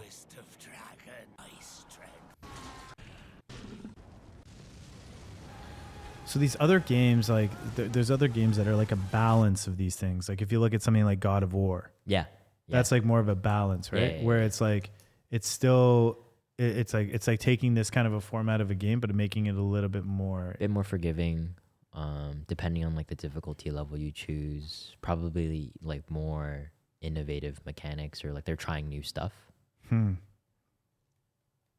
But typically of Souls-like games, it's like there's simple fighting mechanics, just like dodge, Oh, really? dodge, attack, dodge, attack. Wow. Damn. Yeah, I don't really like games like that. Well, I don't know if you've. But I get the appeal of it. I think like I think it's like I noticed you like games like that. So I think it's more like for you it's about like the difficulty of it is part of the whole thing. 100%. Yeah. I think that's why we both like Counter-Strike and like StarCraft. Yeah. Because it's like, okay, we're in this sandbox where both of us have the same mechanics and Yeah. resources available to us. Now it's just like an honest matter of like, yo, who's more skilled? Yeah. Totally. But I think that some other games I think I play a lot of games just straight up for entertainment. No, that makes sense too. Like Red Dead Redemption. Like it's like easier in Yeah, a way. yeah. But it's like the narrative and like, playing through it like that. It's interesting. Yeah. I don't know why. I could never get into story games. Yeah. Yeah, I noticed that about you. Or like, not story games, but like games that like require you to like go through like an entire campaign. Like meaning that's the point of the game. Yeah. The point of the game is to experience a story. Yeah, like for StarCraft, for example, there's a campaign, but like I didn't play it. Well, that game's a different example a little Yeah. bit, just because with that game specifically, like the gameplay was so ridiculously good. Yeah. And the mechanics and like the fundamental principles that result in that game were so fucking good. Like they're still using it today in competitive play. It's really good. So it's like a little bit of a different thing, but I know what you mean. Yeah. But something like Red Dead Redemption 2, it's like you're playing that for the story, but also it's like super fun. Yeah. Rockstar is really good at that in general. To immerse yourself in the world. Yeah. Oh, is Red Dead Rockstar as well? Yeah. Makes sense. Yeah. That's interesting. I feel like you and me, we talk about games a lot and we talk about Counter-Strike a lot. And I think like I'm really interested in like games in general. I wonder like the ways in which games are going to change. Yeah. Like how they're going to evolve. it's really weird. Like we looked at Super Nintendo, and then we looked at like Super Spy, like these older games, and then we're looking at like Elder Scrolls and shit like that, or like, and then you go NBA Jam, and then we looked up like what is a game right now that's considered like at the limit of graphics? Like what is the current? Not even like, you know what I mean though? Like what is the limit? Yeah. Like what is the game right now that's considered like at the limit of like graphical output? Because I feel like when you look at all this AI shit happening right now, I feel like we're at the precipice of like, or like some kind of threshold. Yeah. And like you have to see like the games that we're looking at, like Super Mario on Super Nintendo or something, like they've changed significantly from a graphics perspective. Yeah. I think sometimes like, man, what the fuck is like going to be played in like 10 years? Yeah. I was going to say Cyberpunk 2077. So yeah, let's see that game. So I've never played this game either. But apparently when this game came out, like it was not optimized at all. Like, it had a lot of bugs and shit. Yeah. Let's see gameplay. But now it's like really good apparently. You've never played it, right? No. But I've seen some gameplay. So again, this is weird because this builds on Doom. This builds on, you know? Yeah. But this is basically like Grand Theft Auto. Yeah. Futuristic. World building. There's characters. On that list of games pushing the graphical limit. Okay, so this Alan Wake 2 is a game I'm going to play next. But wait, let's go back to Cyberpunk. I just wanted to say, I think it's interesting that Grand Theft Auto is not on that list because I guess they haven't released a game in a while, or haven't released a version of it in a while. But maybe when they drop the next one, like that'll be on the list. I wonder. So this is an interesting thing because it's like in that moment it was like Grand Theft Auto, and then now it's like straight up. This is like Call of Duty or some shit. Yeah. So it's like combining a lot of different games in one. First person perspective, but open world. But then yeah, for sure. Yeah. Borderlands also did a good job of this. That's like another example I can think of. Okay, so this is going to sound like a weird thing, but this thing, wait, before you switch over, this is going to sound like a weird thing to say. This is just like maybe kind of dumb, but no. I look at this thing and I always notice like how it feels like things are continually being combined.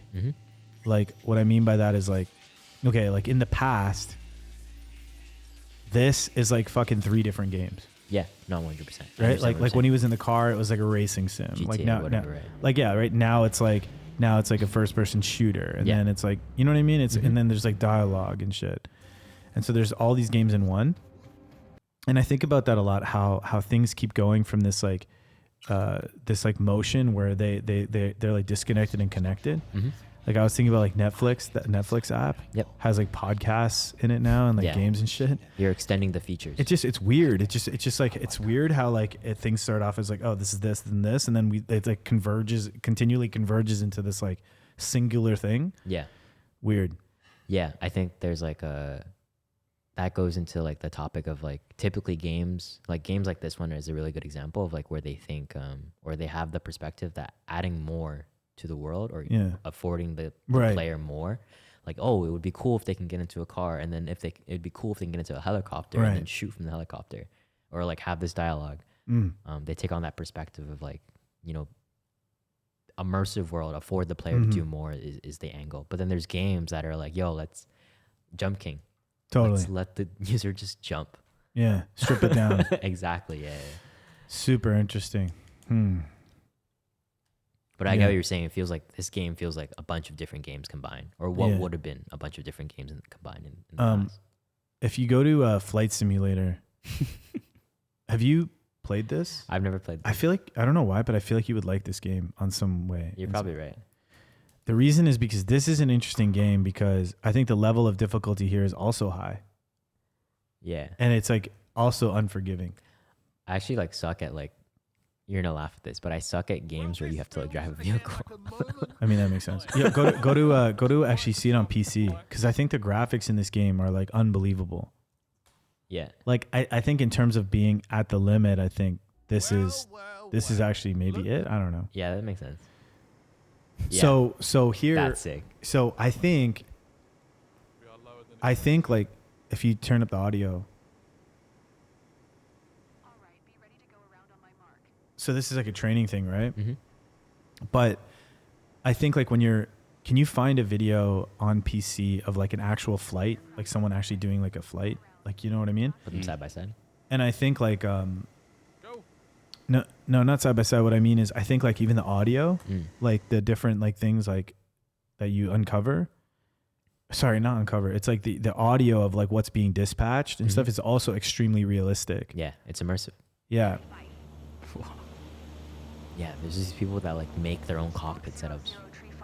This is fucking crazy, man. It gets crazier because have you seen Truck Simulator? No, wait. We'll go to that first. Can we see like a commercial flight? I flew long haul for real. Yeah, right here. Oh, Today we are flying the world's largest passenger jet. Okay, so I just think this is interesting. Like, in America, which scares me every time because things are a little bit different here. But you know what? I think this would be like very interesting to do this, like to have like a joystick and oh yeah. Pushing to Kilo face north, Qantas 12. Okay, getting ready for taxi here. Captain, we are ready for pushback. So I think like even multiplayer, I think like what happens is like you can play multiplayer and then I think like people just adopt that. Yeah, it's like role playing and like Yeah. yeah. Was it like us talking when we found like that role playing Grand Theft Auto game where people pretended they were police officers? Yeah. And Yep. that was crazy. Yeah, that's Look at this guy's thing. GTA RP. Okay, wait, I gotta use the washroom. Let it play. Let it play.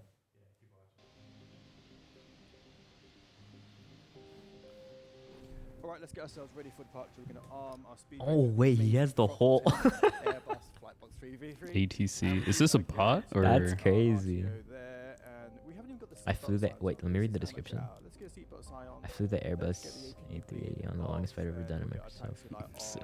Beacon lights should be on as well. Damn. Amateur hour. It's because I'm nervous because I'm in America. Role play. Cathay 9806, Toronto ground. 2,000 plus. Wait, this is Toronto. 436 passengers. We'll get some lights set up for now. We can go nav and logo. We'll do beacon one. You take the right onto apron. Between Oh 173 my God. Canada 887, have you turn right Wow, on yeah, the there. apron edge, and then Where are they any going? gate on your left. Across the pond. Okay, hold on. Let me get this straight. Counterclockwise. From or Pearson clockwise? to Fort Lauderdale. Ramp confusion taking place out here. Mm. Patrol, good afternoon, Canada 613. Captain Canada. Nice. Oh, he's playing with other people. Yeah. Heavy, turn apron, taxi, Yeah, this stuff is interesting. When he gets back, I want to show him Truck Simulator. Hey, And then after Truck Simulator, ready for taxi. we'll show him Power Washer Simulator. Have you seen Power Washer Simulator? No. Yeah, you're gonna love that. Let's see. 2024, you might, and if you mostly fly general aviation, Boeings, or older airliners, a yoke is going to feel much more authentic, and My ultimately goodness. you'll feel more connected to what you're flying, since the controls definitely Better hardware will not make you a better pilot. Mm.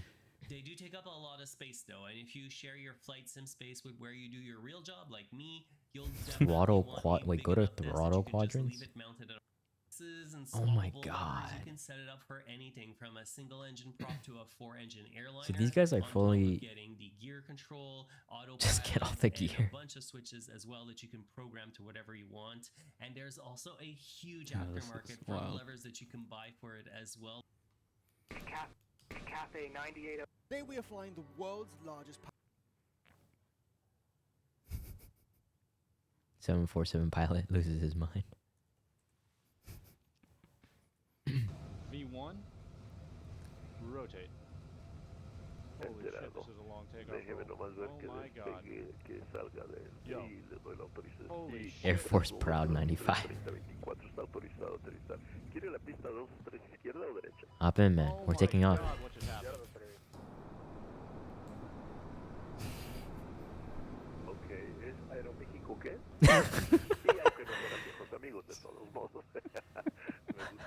The subtitles. Wait, so there's people role playing like the ATC? I don't even think they think they're role playing.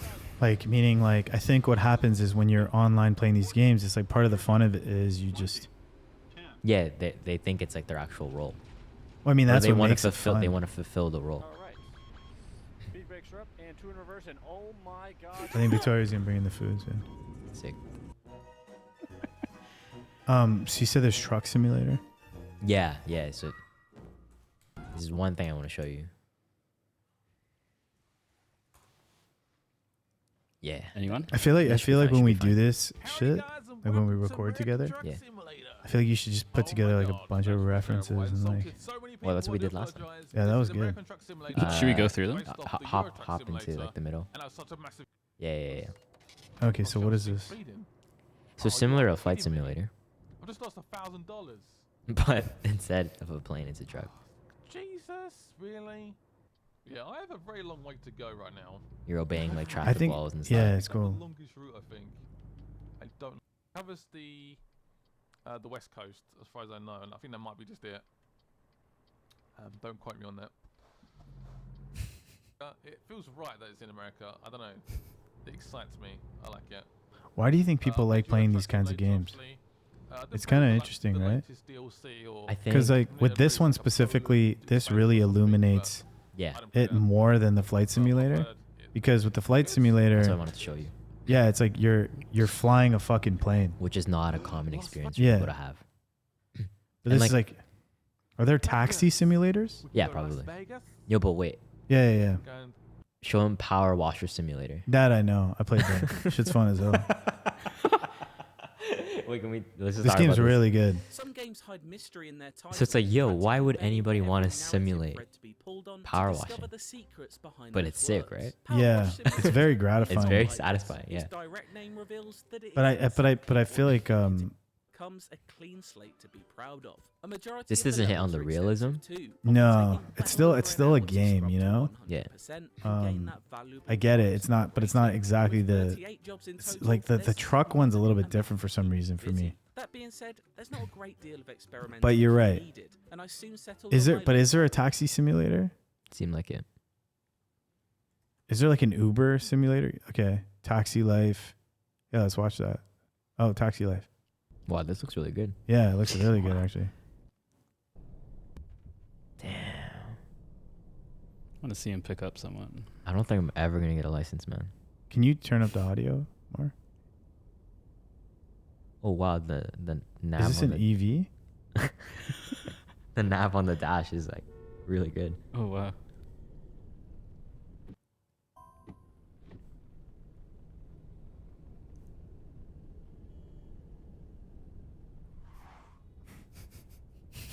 Bro, heartbreak. Oh, does he pick up someone? Slow down, you maniac! Oh my god.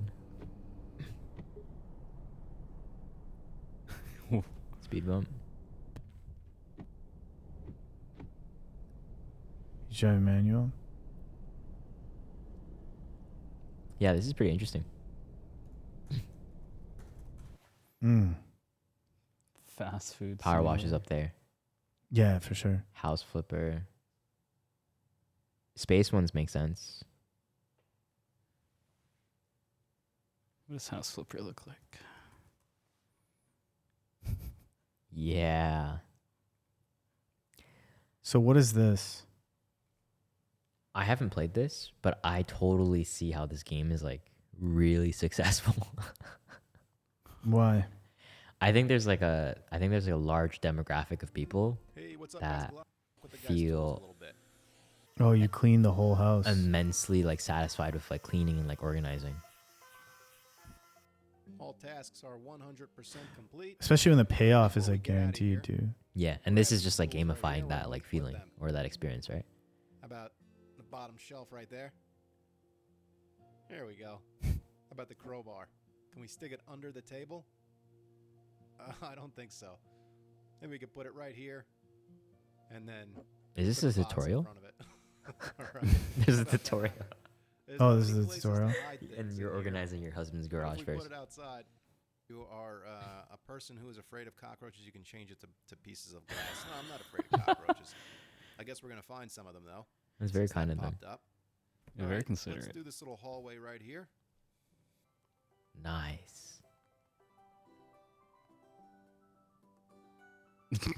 Yeah, and then Okay. you even have like quests on the Hallway is side. all done. The gameplay in this one This looks is kind of the ass inside. though. Holy shit. Like the animations and stuff. Oh, here are the Yeah, it's not cockroaches. as high fidelity. Bust. Oh, that's what they meant by cockroaches. What other ones are there? Truck driver, treasure simulator.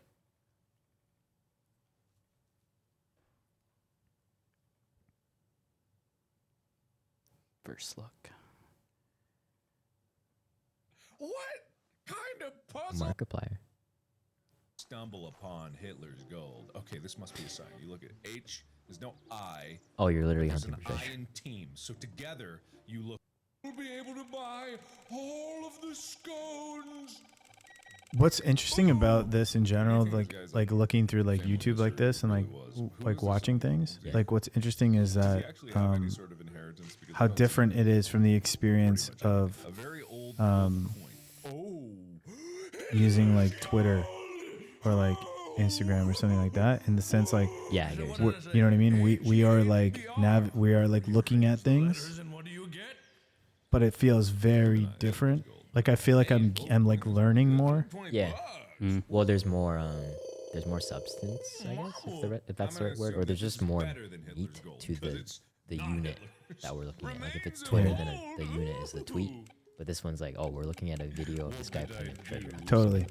I think it's also because we are like actually like navigating like a line of questioning too. Yeah, and we're also seeing the patterns between all the things that we just watched. Versus like when you're like looking at something on like an app, it's like you're consuming something, but it's like just based on, I don't know, it's different, right? Because it's more based on what is capturing your attention, which is not always an exact representation of what you're interested in. Oh yeah, for what it's worth, we're also we're specifically looking for the video of the thing we want to look at. We're not going through the YouTube algorithm. Right. Ranch simulator. Yeah. There's also fishing simulators, golf simulators. Yeah. A lot of sports games you could argue are some form of simulation.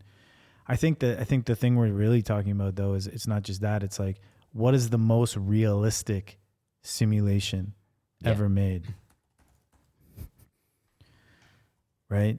And I think the answer to that is like flight simulator. I'm curious. X-Plane. Based on simulation depth, physics, and immersions, top contenders for the most realistic simulation include X-Plane for flight and Assetto Corsa EVO for racing.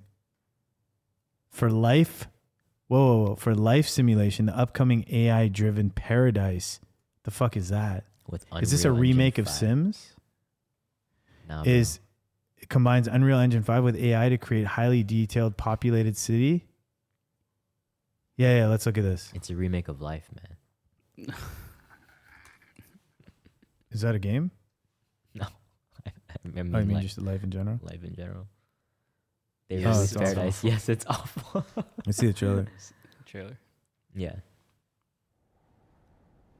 Wait. Epic Games.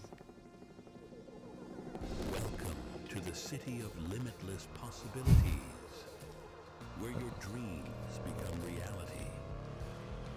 Welcome to the This is just Grand Theft Auto. Yeah. Yeah, I don't know what I was expecting, to be honest. No, but this is literally just Grand Theft Auto, no? Probably worse. Hey, Yeah. Are you a real person or an NPC? I don't have time for your nonsense. Move along. Hey, what's your name? Hey, not sure if we've met. I'm Thomas. I work over at the shop down the street. play and talk with avatars of real influencers. No. Powered by AI. Oh, they're powered by AI. They took the likeness of real people. Hi, I'm Alex. How's it going? Hi, Alex. I'm Eva. Welcome to the Paradise game. I'm super excited to hear all about This is your what I'm saying, right? I feel like this is why I was asking the question, which is like, how will games evolve? Yeah. In-game activities. Wait, that was like a shot? Crypto to build Earn crypto. Earn money and crypto to build your empire. Can we get some gameplay on this?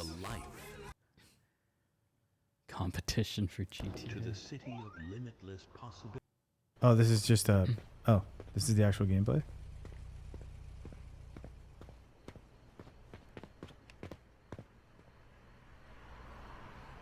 Hey, where I can find Christy?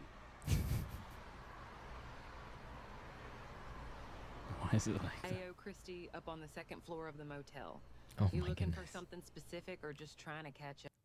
So I think the. Show me your boobs. I think the That was crazy.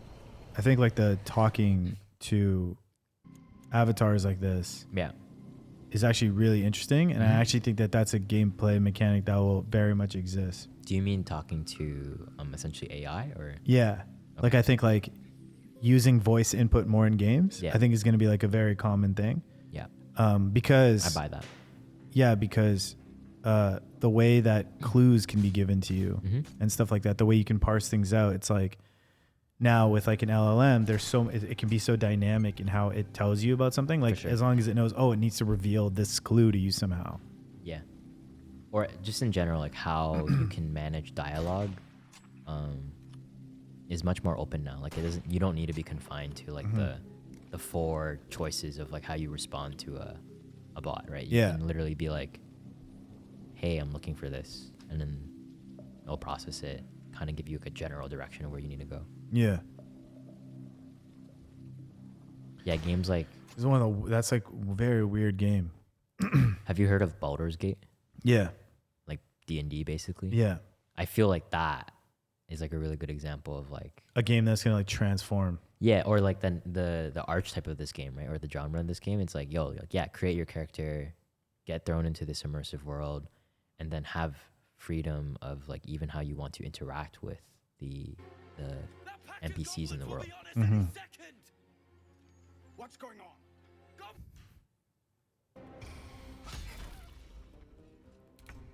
on? Some of my friends love games like this. Yeah. So it's like... And yeah, go ahead. It's like turn-based strategy, a lot of like story. Really story-oriented. It's a super popular game. Yeah. I think it won... I don't know if it won Game of the Year, but it definitely won an award in the year it came out.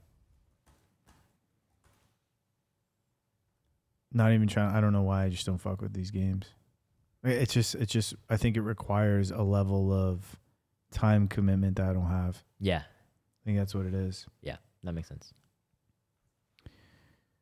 But creating your character, stuff like that is super dope. Yeah, and then like having basically agency to like how you want to navigate the world, if you want to like navigate it even as like a villain, as a bad group of people, or as like a good group of people. Like that's cool too. Like you're not confined to a track, a set track of like the campaign. I think that's why people like those games a lot. Yeah. I feel like would you think gaming is moving in a way where it's like very interesting or like not as interesting right now? I think it's getting pretty interesting. You think so? Yeah. I've been seeing some cool stuff. Like what? I see some like really interesting like indie stuff on my timeline. Yeah. I think the ability for people to make games is also just getting easier with the tools that we have available. So you're just like seeing like the general baseline of games is just like increasing. Mm-hmm. Especially among smaller teams. Yeah, and then when you look at like larger gaming companies, like what they're doing to like, I don't know, like take advantage of the tools and then also all the resources they have available. I think that's interesting too. I think kind of just riffing here, but you can kind of tell like people don't know really what to do. Like, they're what do you kind mean? of exploring like yeah, like let's use AI to generate the rest of this world, but people are like figuring out like how to actually do that like optimally and like in a way that still makes the experience fun relative to a game. Right. I feel like right now a lot of the things that are like most interesting to me, like it used to be that games were a place that I would look to for like the most compelling expressions of technology, right? Like I would look at a game and I'd be like, holy shit, whoa. Every game is like, wow, like even if you look at like the id software stuff, like, you know, like pushing a computer to be able to like make a first person shooter like that. But I feel like for me now, it's like, I think that it's becoming less like that. And I'm seeing, and I don't know, maybe that's just like a me thing, but I'm seeing more technology being expressed in like other ways, you know? I think it's like, maybe it's just like the early stages of it. Yeah.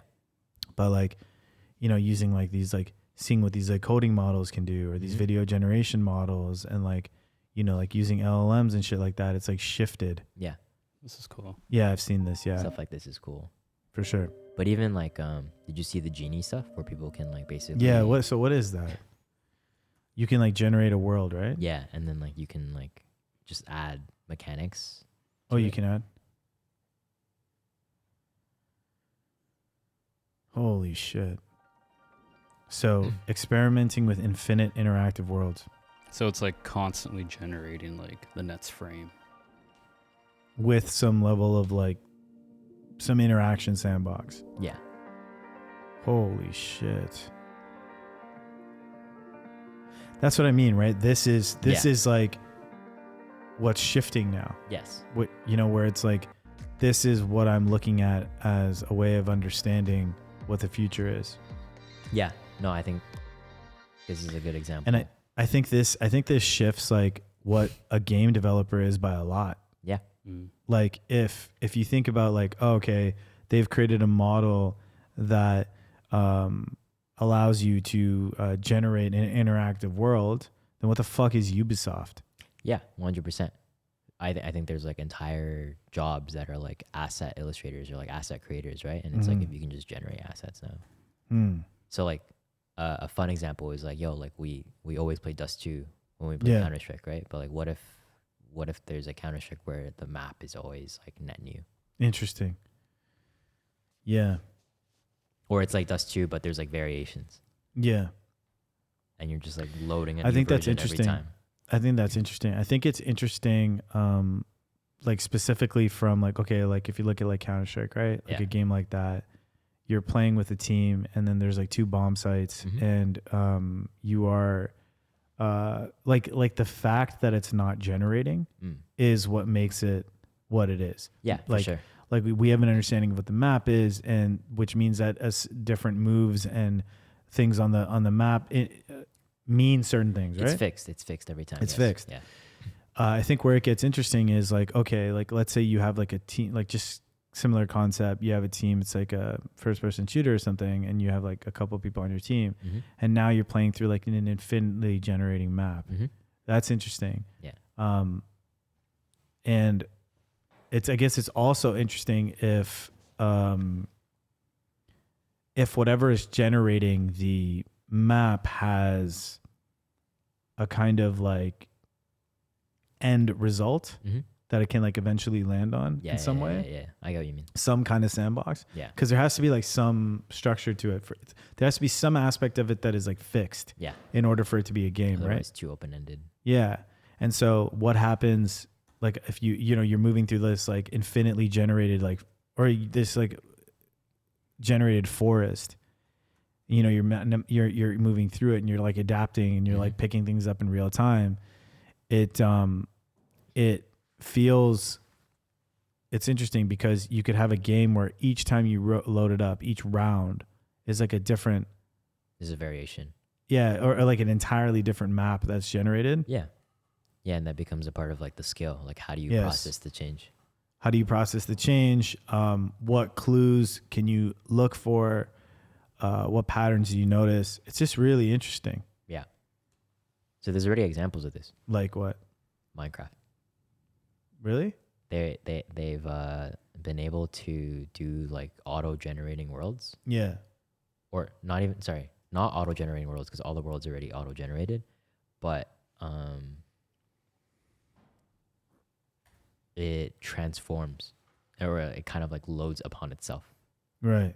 And it changes. So if you look at one direction and then you look the other way, it comes back. Yeah. But just bring it in. Thanks, Victoria. Thank you. Appreciate you. Yeah. So but the world gen on that automatically already happens, right? Yeah. I don't know what the exact I remember seeing a clip. I don't know what the exact. What procedural generation? What are you talking about, Tommy? Minecraft auto world generation. Try searching that. Yeah, go for it. You might have to look at videos.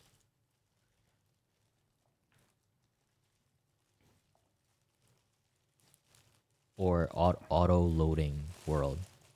But this is a new thing. This isn't like what is already happening. No. The thing is, I saw it on Twitter, so. Okay. I think I know what you're talking about. Yeah. Where it's like the world is not fixed. Yeah. I don't think that's new though. Yeah.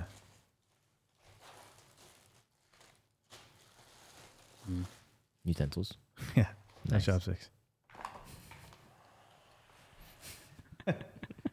I got it. Yeah. Interesting.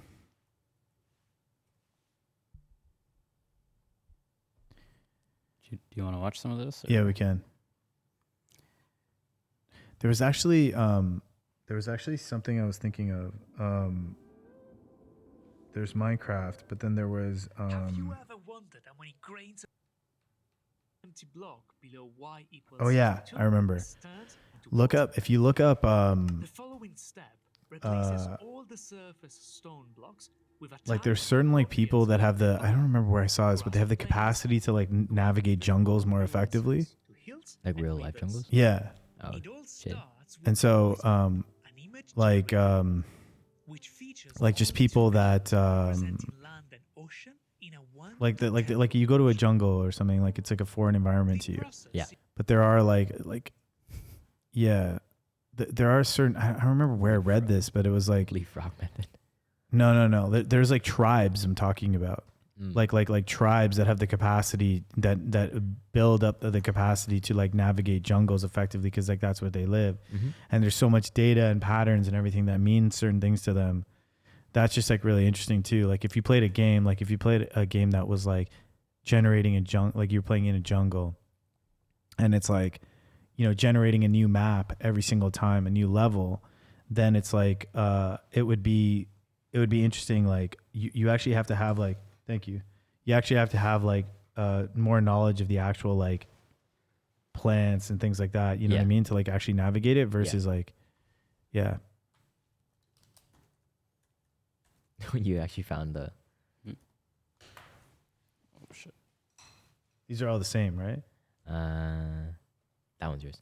This cool. Yeah.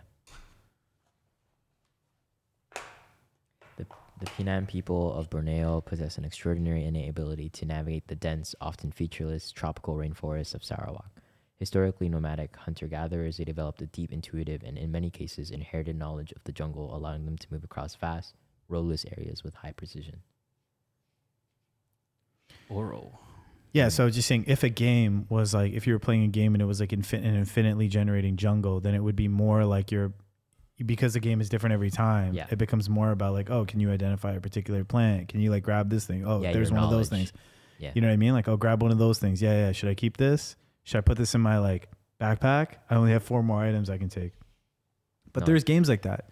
Yeah. Like a game that I was thinking of that's like that is like PUBG Playground or whatever it is. That game's really fun. Is that the mobile one?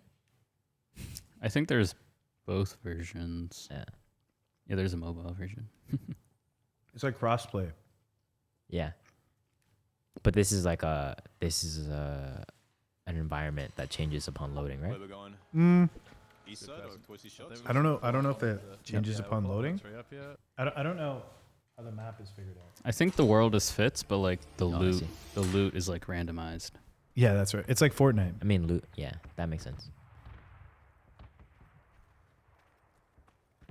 You've never played this game?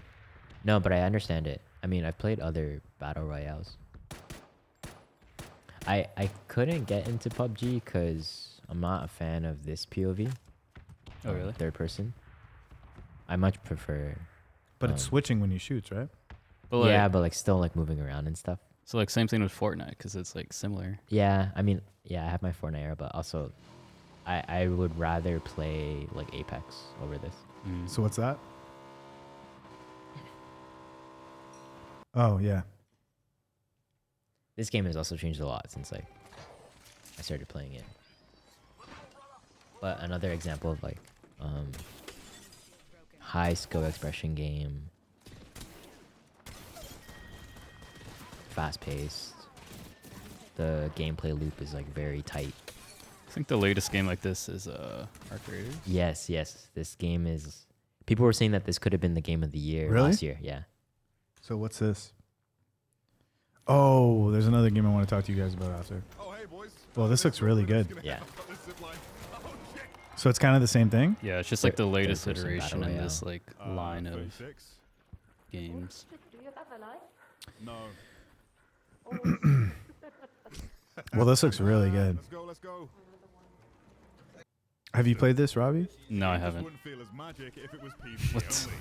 It's the combination of PvPvE that makes it so unique and enjoyable to play. Not every game needs to cater to everyone, and sometimes the magic lies in doing one thing exceptionally well. And today, that's my goal as I take on the Harvester solo. Yeah, these games are which, cool. There's like a unfortunately, for me, sandbox, is and then you protected play by in the Queen, sandbox. the current largest enemy in the game, and in my next video, we'll be attempting to take her down. But first, we're focusing on the Harvester. So another game I'm really mysterious fascinated by right harvesting now machine that contains some is Death seriously Stranding. good loot. Consider this Yeah. next part of the video a I've always wanted tutorial to on play how it. complete Me too. but Two? Mm-hmm. I've been randomly watching gameplay videos of this because I think Yeah. I just find like the art direction like really inspiring. I just think it's really cool. The way that he's like delivering these packages and they like stack up on his back. Death Is he even camoed? Death Like, is he Stranding even- is This is one of those games where I feel like the development of this game and like how they did the research and like kind of like found inspiration or references for how certain things work is actually more interesting than the game itself, like playing the game. Like, what do you mean? Like what were their references? Do you know? I remember just reading random stuff about like how well, there's like, first of all, there's actors. So literally the actors are like playing the characters in the game. And then they're using the likeness of the actors to generate the models of the characters. Yeah. I think they did a lot of research in terms of like how combat literally works and looks and feels and what it's like to like down to the detail of like what it's like to carry a giant box on your back. Like what should the character look like and move like if they have that much weight on them, right? Like they almost like figured out like the actual realism of this world, which is really interesting. Instead of just kind of like saying, oh, like, well, it might look like this. Studio would put Hideo with a small wooden box that contained the entire source code of the Decima, and ideas became more concrete thanks to early prototypes. His colleagues, whether quickly or eventually, started to understand. When Hideo and his studio. However, one of the owners was a big Hideo Kojima fan, and when he found out that the famous game designer wanted to rent space in the building, the request was approved. There wasn't much time to celebrate though, since that Stranding would be officially unveiled. The deliberately put it there? Did he just have to throw away the load? The team aimed to make people stop and think about all the other players on their journey in the game, as that's the whole point of the letter theory. Additionally, Hideo hopes players will feel happy when they stumble upon conveniently placed bridges and other structures, prompting them to do the same for others. Apparently, Hideo wasn't Stranding proud of the represented game a because fresh people clean reviewed it slate for positively Hideo's after their work first moving playtest. forward, and he wanted to take full advantage That's weird. of how games He was like, oh no, you shouldn't walk away with this positive reaction. Like you should feel almost confused about what you just experienced. It's funny, this guy will like post images of movies he's watched. Yeah. And if he doesn't have a review, everyone's like, oh no, he hated it. What do you mean? Like it's kind of like a meme. Let's see. Let's find one. Let's look for a movie poster. Oh, this is what he does? So like he'll post like the movie poster and then he'll usually write a review, like if he liked it. But if he doesn't like it, like it's literally just an image post. So like here. But this movie's insanely good.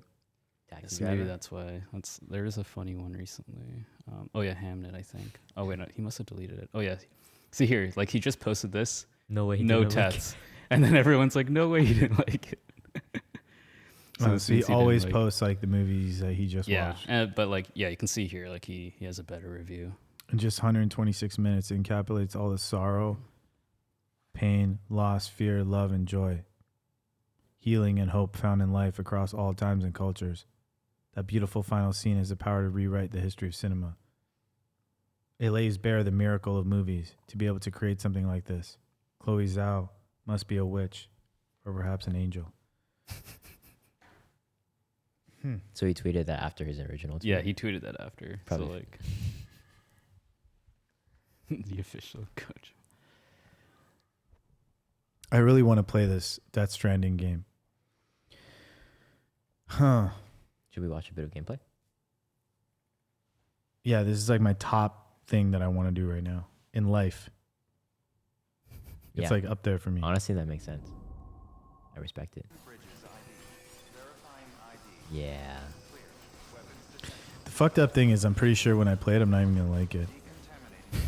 I'm going to play it, I'm going to be like, oh, this is going to take like thousands of hours to finish. That's what the kind of game it is. Yeah. But it, like, just watching the gameplay, I enjoy it. Hearing all the sound effects, seeing all the little details. Yeah, for sure. It's just like this idea that this guy is like delivering packages, and then just the way it all stacks up, he gets slowed down, and like it gets heavier, and so when it gets heavier, I think he like runs slower or whatever. It's just like there's so many details. Yeah, like there's so many details in this game. Yeah. Yeah, if the goal of this game is like immersion, right? It's then good. It's like, yeah, I'd rather watch it. Interesting. Yeah. I'd rather just watch it play through. To get a feel for it, I guess. Yeah, because I'm the exact same as you. Like, if I start playing this, like, I'm gonna. It takes too much time. To immerse myself in that way, I'm gonna have to play a lot of it. Mm. And I'm only gonna want to play it.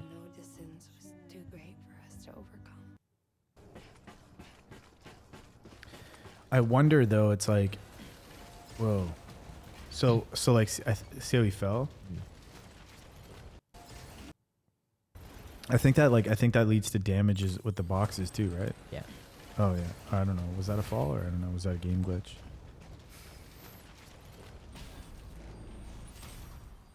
This is insane. It's really super cool. Yeah. Oh, he put his hood on? That's cool. Yeah, attention to detail is crazy.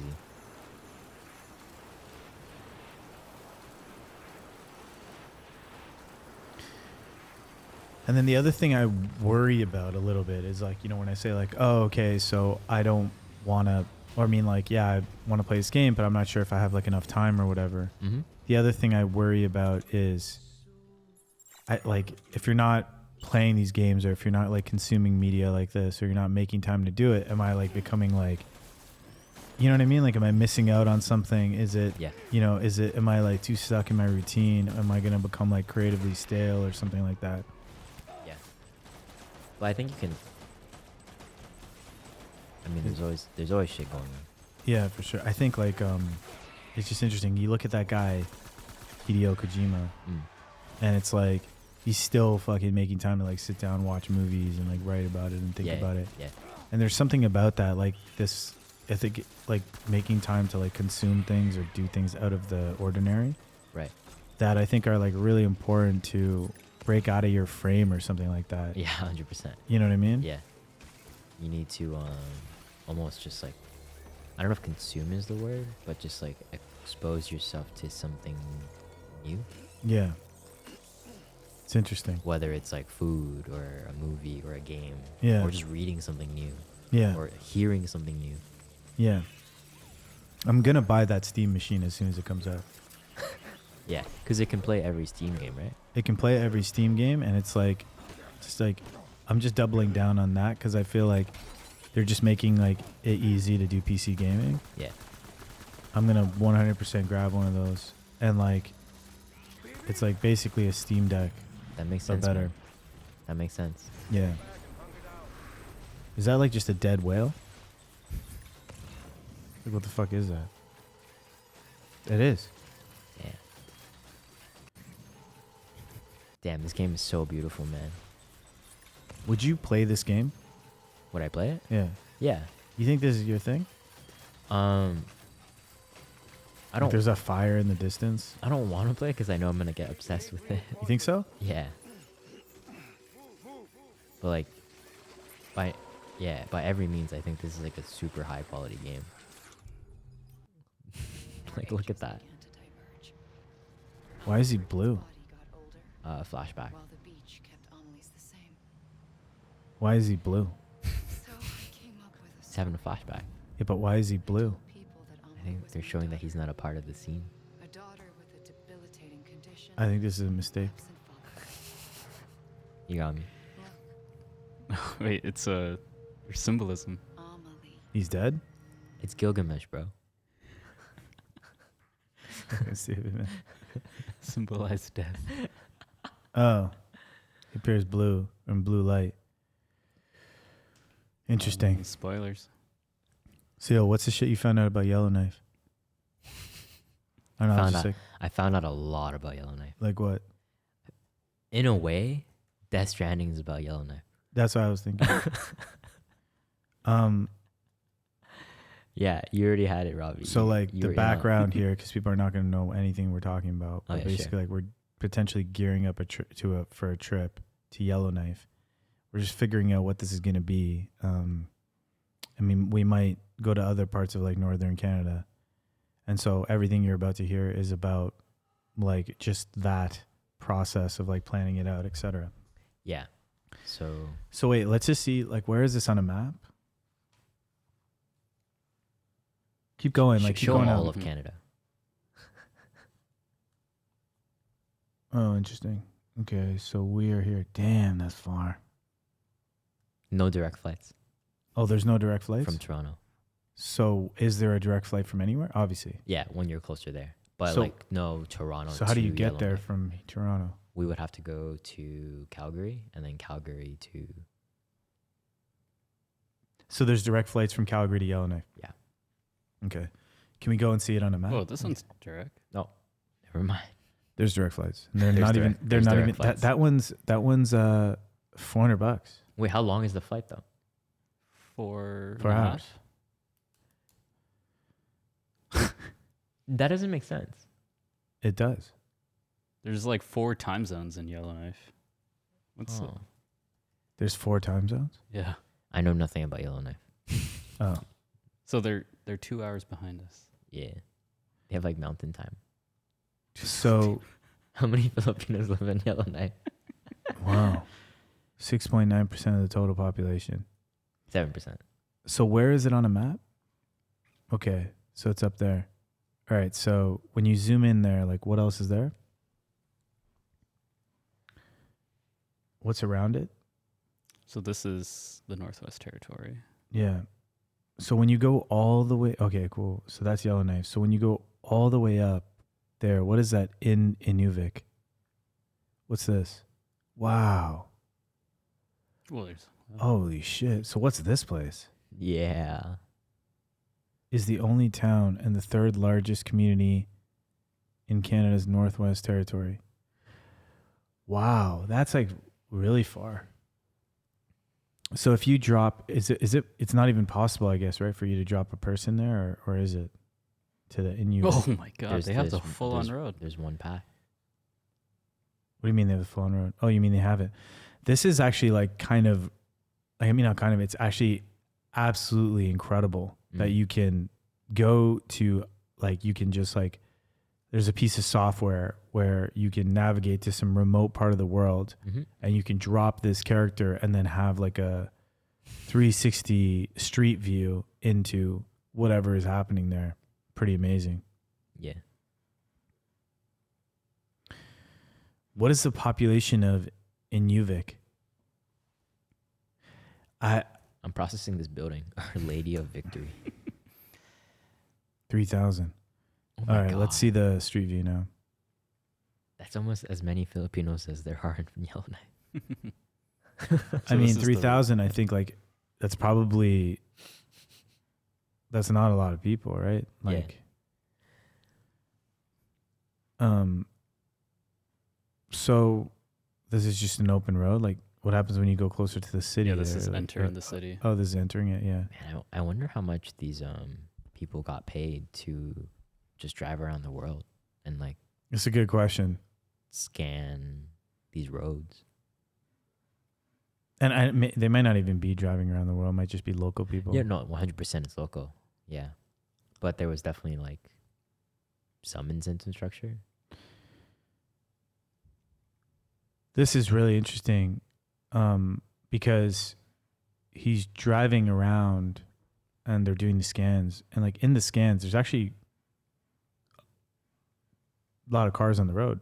Like, yeah, this was in August 2009. Oh. Who knows, man? Maybe we could update it. We could do a new Vic 2026. Wow. All the cars are kind of old and shit too. Well, I guess 2009, so it was a while ago. Wow, they have a KFC. Oh, yeah, let's go there. 200 and... Is this it? No. Where's the KFC? Oh. 3.2. Is there photos inside the KFC? Terrible. Oh, wow. Yeah. Wow. Finger looking good. It's beside the North Mart. Yeah, it's just like it's just like that's probably the only plaza that they have there or something. Ooh. Wow. Fucking crazy, man. What is that Alistein's place? Yeah, what's this place? Ooh. That's crazy. Wow, small place, man. Little seafood joint. Actually looks really good. Was that Indian food? No, it was like a chili, right? Yeah, it looked like. Huh. How far is your new Vic from Yellowknife? Probably far, man. Yeah. Probably only like one road too, or something like that. 38 hours. Wait, why? You can't even... Yeah, that makes sense. This yeah, makes sense. But there's an airport there. Yeah, there is, yeah. Just hit the plane button. 2-hour flight. Yeah, but by drive. Because that means there's no navigable... $1,300. There's no navigable roads from... There is. It's just you got to take a crazy ass weird path. Yeah. And then you got to go through the Yukon. There's so no- what's in the Yukon? You have to go through BC as well. If you run out of gas along this path, the likelihood of you dying, I think, is actually pretty high. Well, I guess as long as you have like access to phone and shit, so maybe not. But I it get is. what you're saying, But you, hypothermia, like, I don't think that you would like run into a lot of people there. I don't think. Yeah, so you're just gonna die from the cold and start. No, I think you'd be fine. It's just like it becomes a problem if you run out of gas, right? Because then your car, like, is not gonna run. Yeah, you're stranded. You're stuck. Yeah, but you have your phone and shit. There's probably like services you can call and stuff. It's just scary, right? To be like in the middle of this, like in the middle of nowhere. I think, and I just think it's like so fascinating that people are going and like living in this place. Yeah. I wonder like what makes someone live there, you know? Yeah. Or if they were like born into the place, like yeah. Why choose to stay?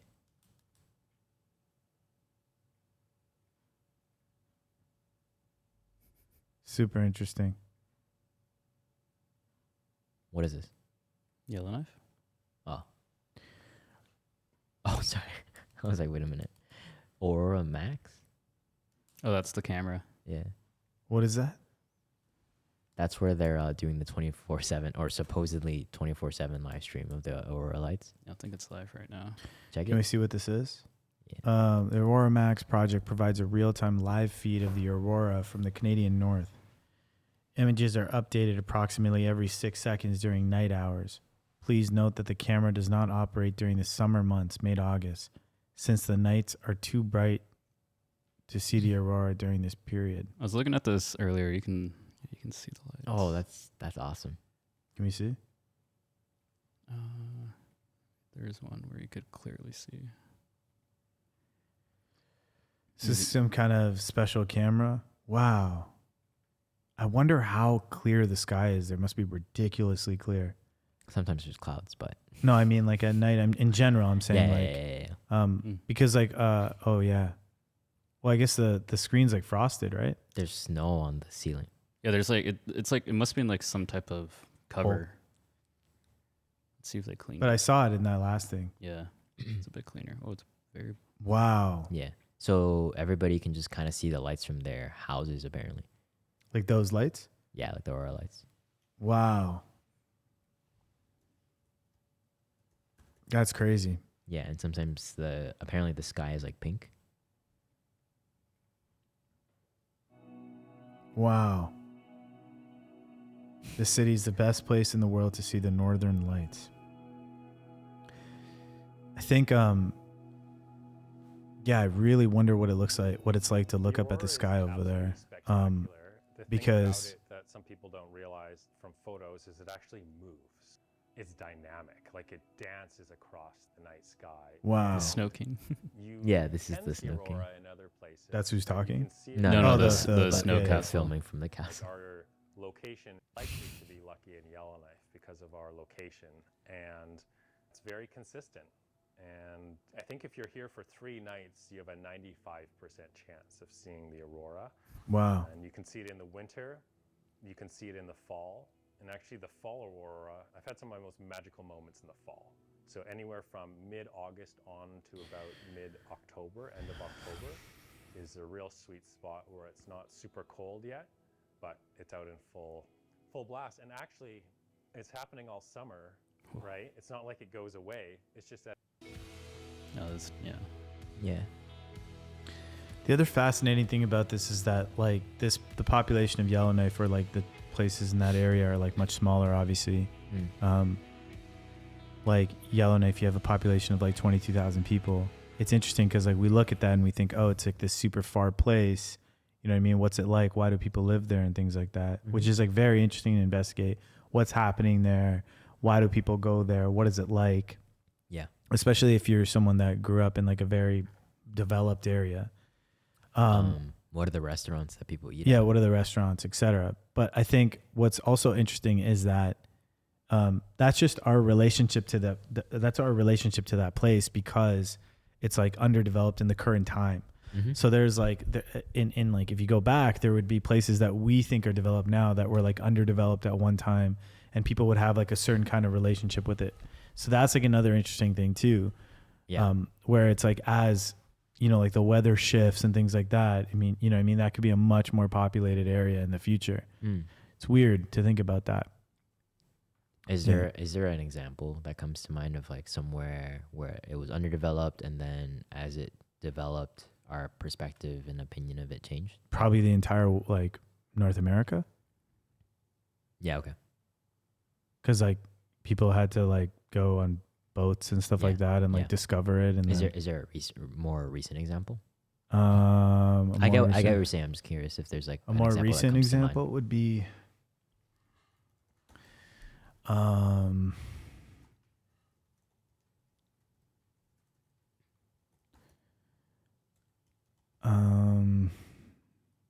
like it would have to be a little bit of a distant place, right? Yeah. Not or just honestly, like even anything. Anything, then it would be like the entire Greater Toronto area. Yeah. Because it's like you have like cities that were like not developed. Like I think Brampton is like the fastest growing city in North America. Seriously? I don't know. It's something like that. Robbie. Something like that, yeah. So I mean, like just cities around the Greater Toronto area, I think, are like that. Yeah. Like I mean, anything, right? So you're just talking about progression. Ranked as Canada's fastest growing cities. So I mean, like I saw it, like a 17% increase since 2021. Yeah. There's like a lot of development like that. I think like I don't know. I wonder. Oh, I guess like you took like Singapore is an example. China, Dubai. Yeah. Obviously is an example. Yeah, like I guess all of these, right? Fast growing places. So I think like that's another thing that's interesting about like that northern area. It's like, yeah, we're seeing it, but you're seeing it in a particular time. Yeah. And I wonder how it's shifting, how the weather has shifted over time, and how that changes the dynamic of that place what the ultimate purpose of that place is and like who intends to like live there. I think like as the weather shifts, it can change a lot about what that place is. Not even the weather, but like, I don't know, man. I was just talking to somebody that lives there now. Yeah. And she's only lived there for a year. Not a lot of shift. Yeah. And she's actually from Guelph originally. And I asked her, like, why did you end up in Yellowknife? Yeah. And she had like it like banged the way she delivered it too. It was just like, I just wanted to move here. Right. And I was like, oh, like, has she gone there before? Never. She's never been there before. She just like read about it, studied it, I guess. Yeah. Originally from Guelph. And she just knew she wanted to move there. And I was like, that's interesting. Like, can you explain a little bit more? Like, why did you have like that sensation? Yeah. And she was like, she's never liked the idea of like big cities like Toronto or things like that where there's like a lot going on. Feels like a lot going on. There's a lot of people, things like that energy. Mm-hmm. And she liked the idea of Yellowknife because one, the skies are pink and it's like really beautiful, and it has like this like kind of small town community cultural vibe. Yeah. Where, like, you kind of know your neighbor, and like, you know, the local bands that are playing, and it feels like people are like more tightly knit because it's a smaller population. And I was like, damn, that's pretty interesting. She wanted to move there, not even because of the weather, but because well, obviously not because of the weather. It afforded her some kind of fulfillment in the sense of like how she related to other people. Yeah, I think that's interesting. I think like it takes a certain kind of person though. I think to move out, 100%. To move out there, because there's other places where you can have that kind of like small town feel. Yeah, I think for someone to be like, oh, maybe it's not that crazy. I don't know. Maybe it's not that crazy, but I think if you go to a place like that, you're looking for something for sure. Yeah. Right? Yeah.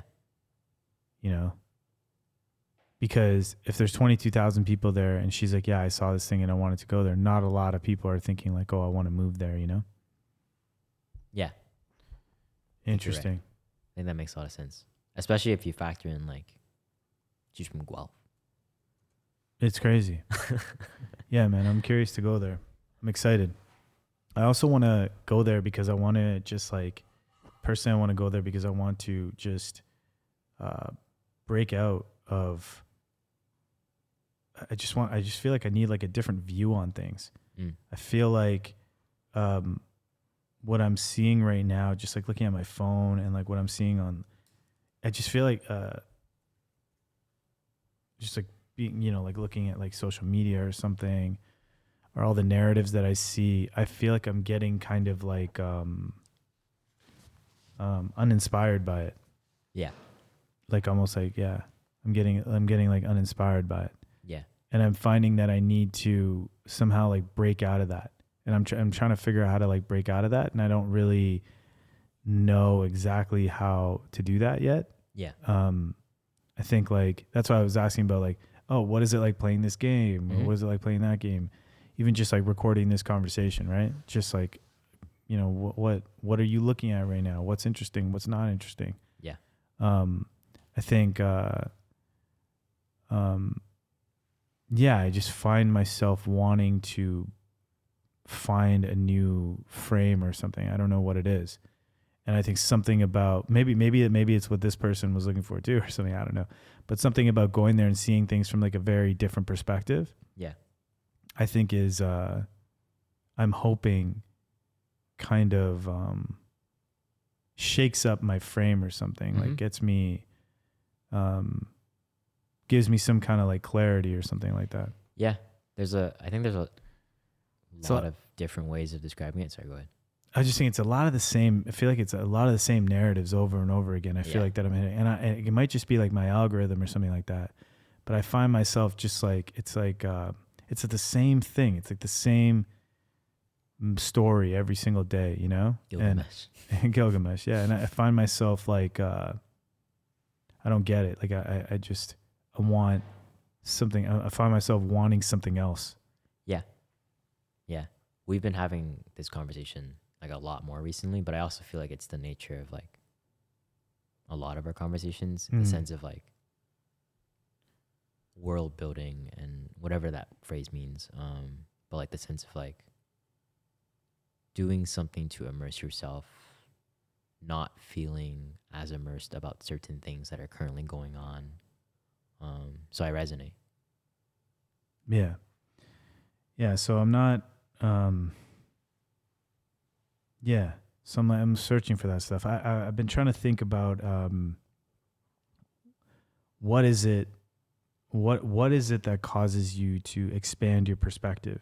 I don't think you need to go to a place just like, it doesn't necessarily need to be going to a different place, but I am thinking like, okay, well, who am I talking to right now? What am I asking them? How do I get a different perspective on things? How do I talk to different people? How do I use different tools? How do I watch different films?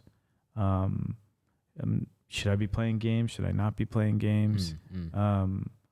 What restaurants am I going to? Should I be going to a different restaurant?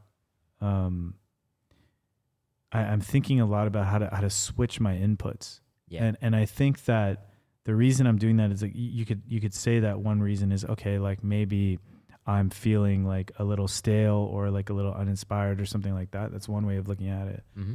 Another way of potentially looking at it is that maybe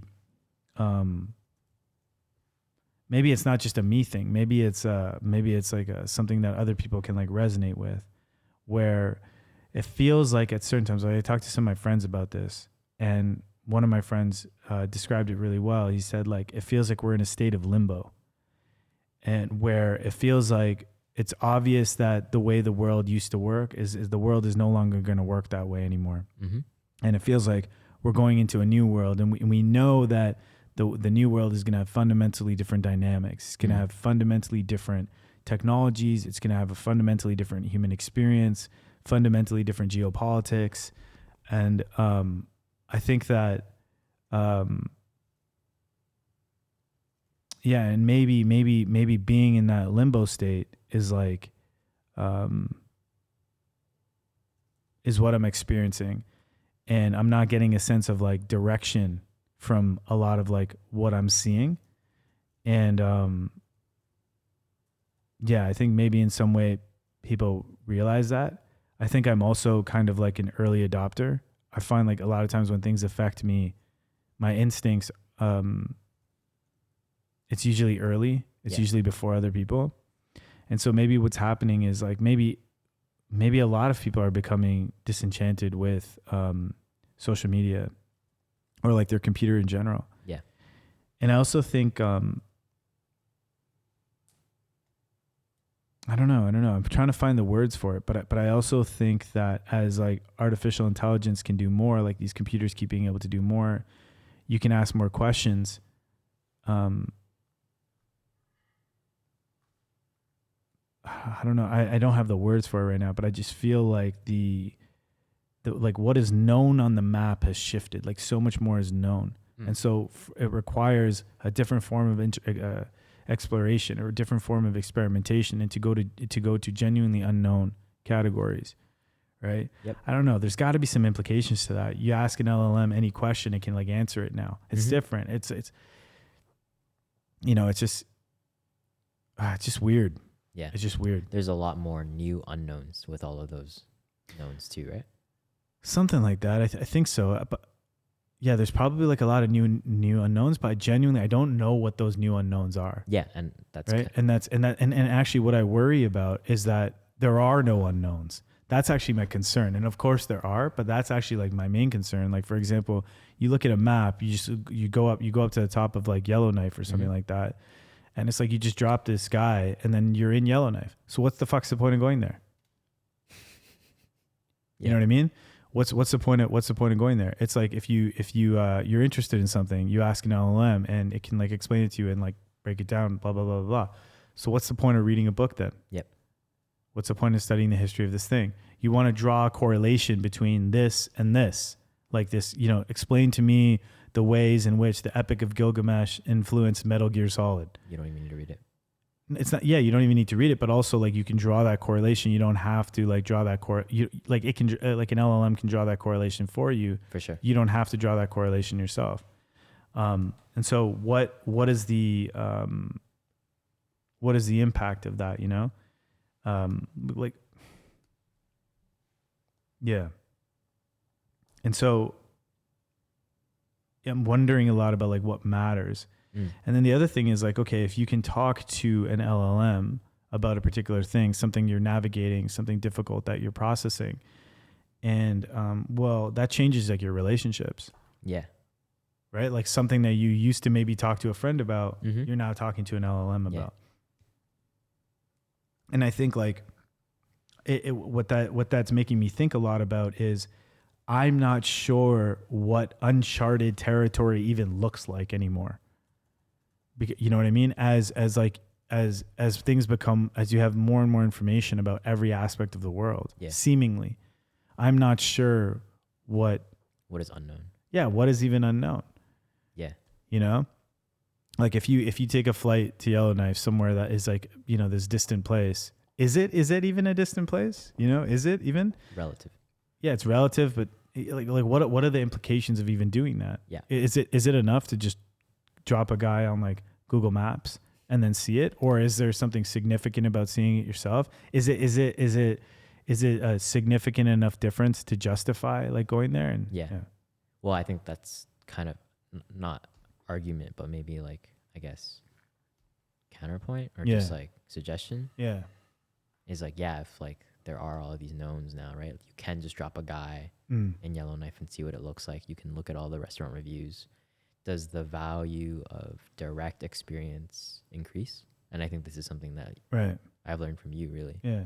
It's like, if the baseline is like kind of increasing this way, right? Does that increase the value of the other things that were previously the baseline? Yeah, you're saying like if you can experience more and more things virtually, does that then increase the value of the things that you can only experience with direct experience in real life or something, right? Yeah. And I think like, yeah, it's an interesting premise, and I'm definitely becoming more curious about it. And I think that there is some kind of shift happening right now. And I think this kind of intuition I have, or this frustration I'm having, is like part of it. Yeah. You know, and it's something. It's like a result. It's like what I'm experiencing is an intuitive reaction to, I think, like media shifting. That makes sense. And I think like I'll say one last thing is on it is like, you know, one thing is like, okay, so there's like, you know, you can have so many more experiences with an LLM that previously you needed specific kinds of media for, or you needed to talk to a specific person. But then there's also this other thing where it's like, there's this kind of like transparency about the game mechanics or the meta, especially on X, where it's like you see a post taking off, and then you can very quickly parse out why that's happening. And then you can like use it yourself. And I think something about that makes it lame. Yeah. Formulaic. Yeah. Goes back to games. It's like skill expression. Yeah. I think it actually has, it's a good point. Like if you think of it as a game, I think it has actually, it regresses, or it's lame in two different ways actually. One way it's lame is that you said like skill progression. So like when you see somebody, when you see that, oh, okay, this is how you can get a post to pop off, or this is the meta or whatever, or this is the game I need to play on this app or whatever like that. It's like, okay, so it's like, what is the level of difficulty of this game? And you're like playing this game now. Yeah. And maybe the level of difficulty isn't even that high. You know, maybe it isn't. I don't know. Yeah. Then the other way that it sucks, I think, is it sucks because when you can transparently see the meta of the game. Okay, this person's posting in this way because it's going to get views. Yeah. This person is being controversial on purpose because it's going to get views. This person has taken the opposing view to this because it's a counter view to the main view, which is going to get views. And so when you start to see that, I think what it happens is it changes the immersion of the medium. You know, it changes how immersive that thing is. And it, I think in some way it makes it more uninteresting. Yeah. Right. And we're talking about games like these one game where you're playing because it's hard. Right. You're playing another game because you want an experience. You want to be immersed in some way. Sure. And I think like, that's another problem with it, which is, it's a good point. You're saying like, well, where do the immersive experiences come from? In a world where the predominant media channels are becoming this like formulaic game thing. Yeah. Like what's really happening here? And that's where I think kind of like some of my root frustration is happening, where I think like the predominant media that I consume is not giving me a fulfilling experience. I think that totally makes sense. Yeah. And I think that it goes back to what I just brought up actually, is like, does the value of like creating your own way of expressing your skill, like does the value of that go up? I think it does. I think it becomes even more fun when if we speak in the analogy of games, like if the game is like saying like, this is the meta, you know, this is kind of like how you win, this is the win condition, and people are playing that, I feel like it's so much more fun to be a meta breaker. Like, what do you mean? Like do the thing that goes against the meta, not for the sake of doing it, but just because for the love of the game, or like this is how you just want to express your skill, or this is how you want to play the game. I think like I don't know how to put words to it, but I feel like the baseline level of enjoyment from doing that like increases. Like what do you mean? Let's say we're playing Counter-Strike. Yeah. It's really stupid, especially in like a very competitive setting, for somebody to just buy a shotgun and sit in a corner. Yeah, when everybody's playing very strategically for the win, optimizing for the win, right? But let's say like, yo, you're like, let's all sit out. We're on T side. Yeah. Let's all sit outside B long and wait until like doing 10 something seconds. unexpected to see what it reveals. Yeah, and I think that's probably there's like a theory for this, right? It's like it's some kind of like technique, it's some strategy or something, right, Robbie?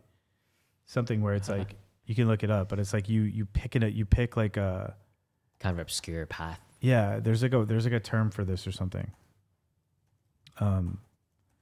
You pick. The way I think of it is like making a decision that is so opposed to the general patterns in decision making, but then that decision yields the like highest possible amount of information. Desire path in a landscape architecture and urban planning. This is referred to a path developed through erosion. No, it's not that. It's not like taking an obscure path. It's taking, it's making a decision. Yeah. What is the theory or term for making a decision that almost all other elements of a system are not making? Yeah, would not make, for the purpose, contrarian. So wait, for the purpose of revealing the most possible information. Seems like this is where we learn like the most basic shit. Yo, but if this is how we learn it. Let's see. Information maximizing exploration strategies. Maximum entropy action. Yeah. Choosing moves that preserve the most possible future states, information, rather than committing to a specific hypothesis. Yeah, and I think there's nuance to this too, because like you could look at this and be like, oh, like, well. Can you go back to that? I think you could look at this and be like, oh, well, this is rage baiting. But I think we're speaking on like a more meta level, which is like, don't even like what is not even like a play style that is perceivable right now. Yes. Do you get what I'm saying? Yeah, 100%. Yeah. I totally get what you're saying. Yeah. And not doing the unconventional thing just for the sake of being unconventional, but like doing it to reveal more information and also learn more about what actually the convention is. I think, okay, so in a way, I know we're not talking about rage baiting, but in a way, a rage baiting is that too. Sure. Yeah, right? yeah. I think that's like, and I think I could be wrong, but I think that quality is going to be the defining aspect of like culture moving into the future. I think rage baiting. Yeah. Okay. But not specifically rage baiting in that way we think about it. Oh, sorry. Yeah, but but to your point, taking acts, like doing things that reveal the highest possible amount of new information. Yes. Because because I think that like all of these like technologies are like, it's almost like they are making sense of all known information, you know? Yeah. It's that thing that you say a lot. And I think a lot of people, or it has been like kind of like passed around in conversation, but like don't delegate your understanding. Yeah. Right. And it's like when all of this information is so known and so easy to obtain and process, like just do the thing, whatever it may be, to formulate your own understanding. I think, yeah, that's one way. But what I'm thinking more is just like, I'm thinking of it more in terms of like what needs to be understood. Yeah. Right. Like there's one thing of like, don't delegate your understanding. Yeah. It's just, I don't know. Cause like with this technology, like you can do so much shit. You can take like a technical manual for some particular thing. And then you could go, but you could like, you know, if you're stuck on a particular aspect of it, you could like ask an LLM, hey, can you explain this component to me? Mm-hmm. And it can like explain it to you.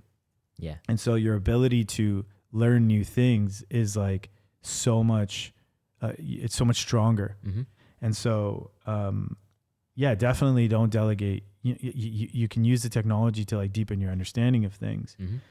But I think like I guess for me, it's like, well, what is that? Then what makes something interesting?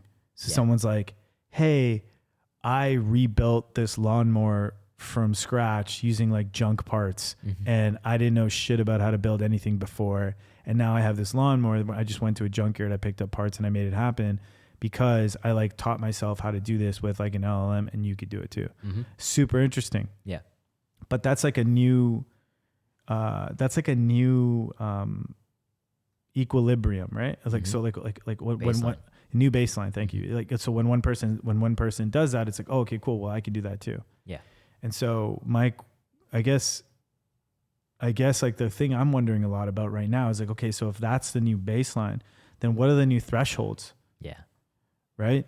Like, and that's what I'm confused about right now. I don't have a sense of like what the new thresholds are. Yeah. And I think for me right now, it's like, if you asked me like 2 years ago what the thresholds were, I think I had like a good idea of that.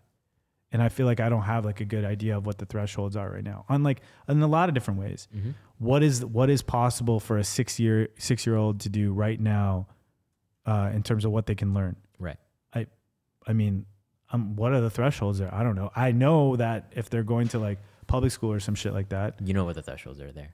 Yeah. But yeah. And maybe I have like some cultural understanding of like, or like some, maybe there's like I had some predominant estimations of what a 6-year-old could do with a computer,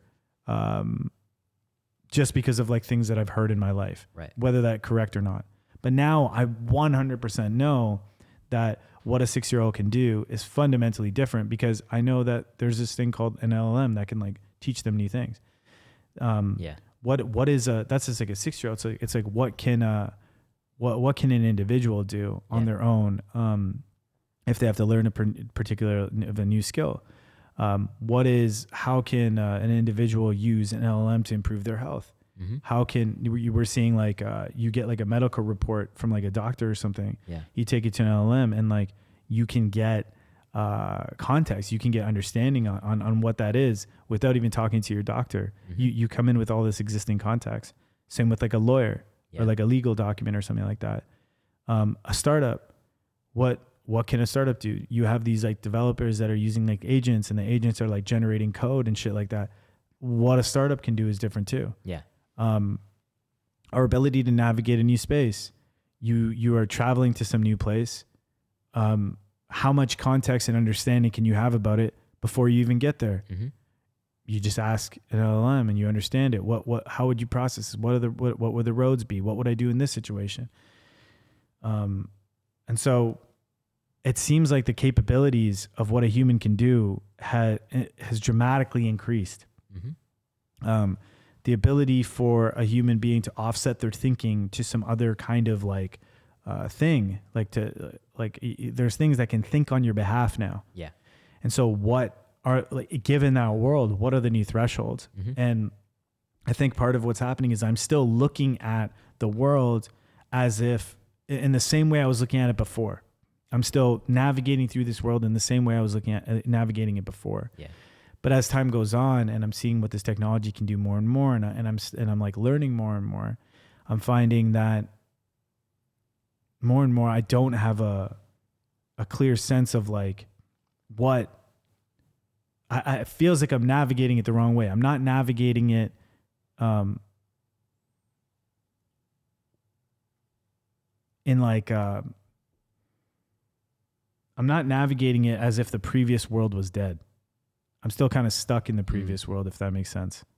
Yeah. I don't know. No, that makes sense. Yeah. Just my intuition, man. My instincts are just going off. Yeah. I just have a feeling. And you have a sense that, well, I know that there's like a sense that like introducing something new to the flow, to the rhythm of things will help unveil some new perspective about how, what is the right way, or what is a better way at least of like navigating all of that, right? I think so. I think, makes sense. yeah, I think like we have to start like trying different things. Yeah. Right. Like, so like going to Yellowknife is one example of that, but I really feel, and it's cool. I'm like really excited to go, and I wonder what, I wonder what people are doing there. And I wonder what it's like there. But I think that there's something shifting. Like I feel like we're going to start seeing in all facets of life, human beings crossing thresholds that are no longer even thresholds. Mm-hmm. And I think that a defining characteristic of like right now is it's gonna be a lot of like,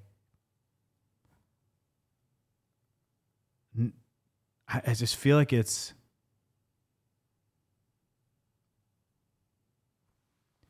there's an unknown ceiling as to what the limit of like what a human being can do is right now. Yeah.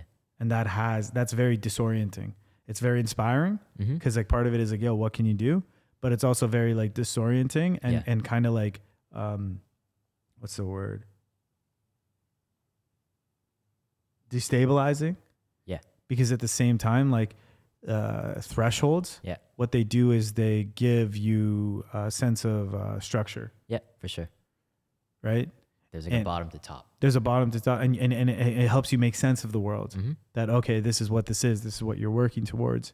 And when those thresholds change, it's very destabilizing in the sense you're like, oh, well, what the fuck is what then? What are my proxies? What actually makes sense? Exactly. So if you go to that pace layering diagram,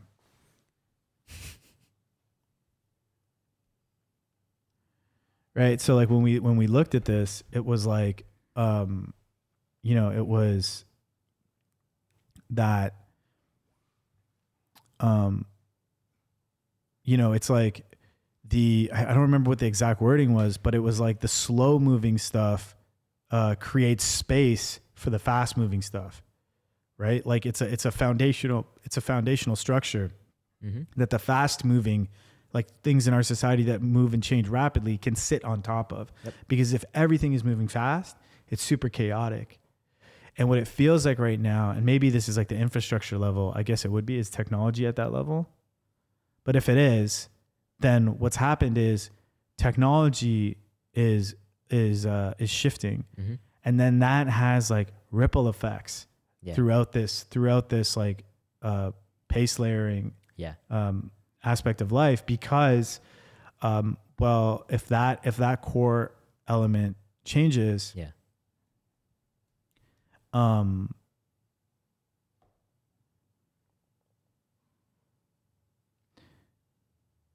I think it fundamentally changes a lot of things, right?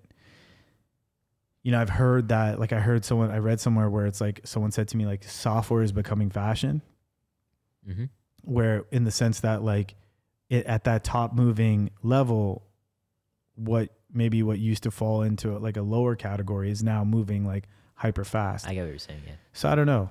Yeah. I don't know, man. And I think a part of what you're also saying is like,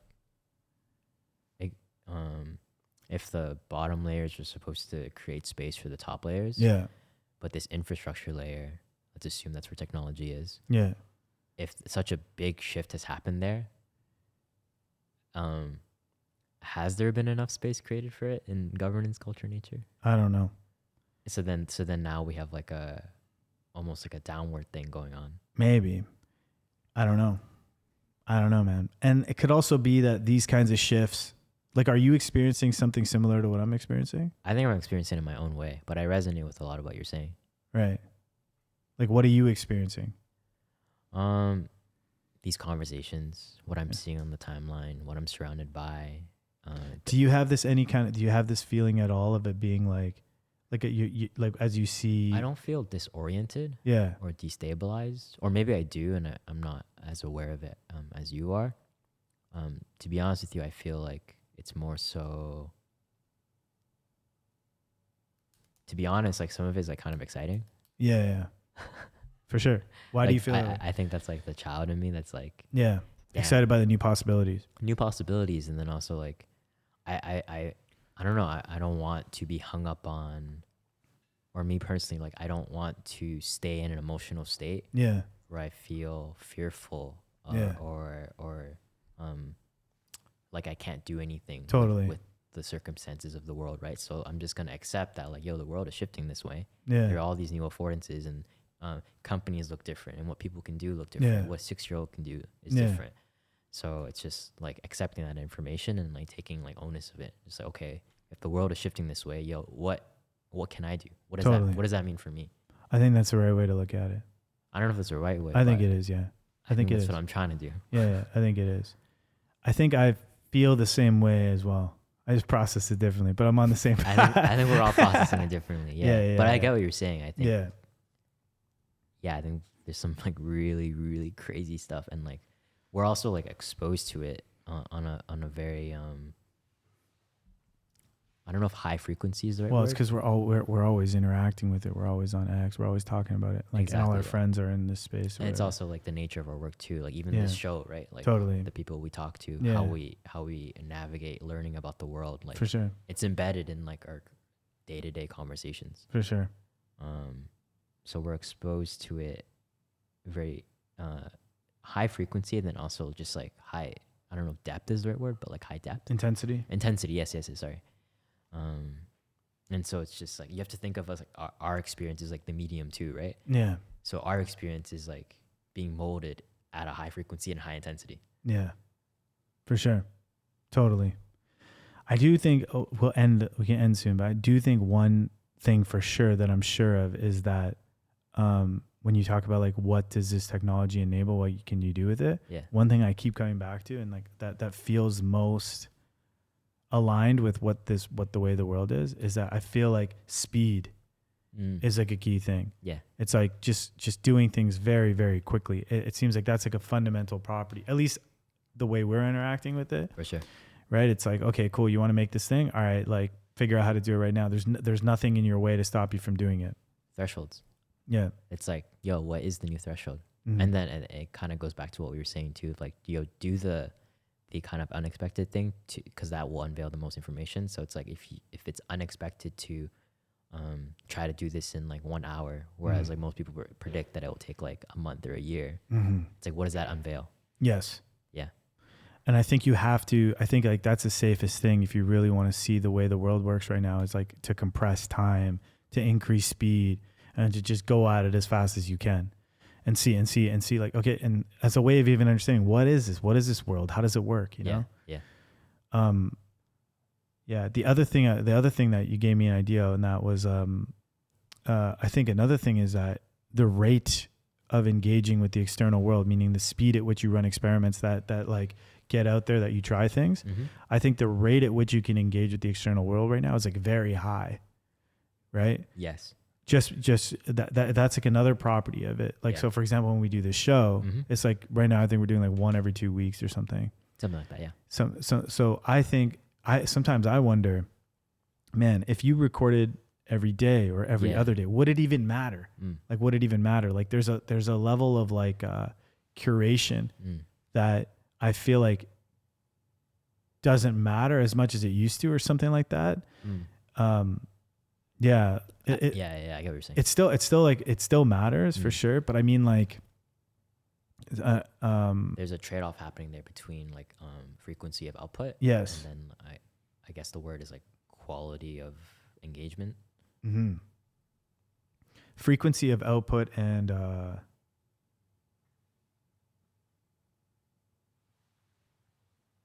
quality of engagement. I don't Not know. engagement. It's like, yeah, material. something like that. Something like that.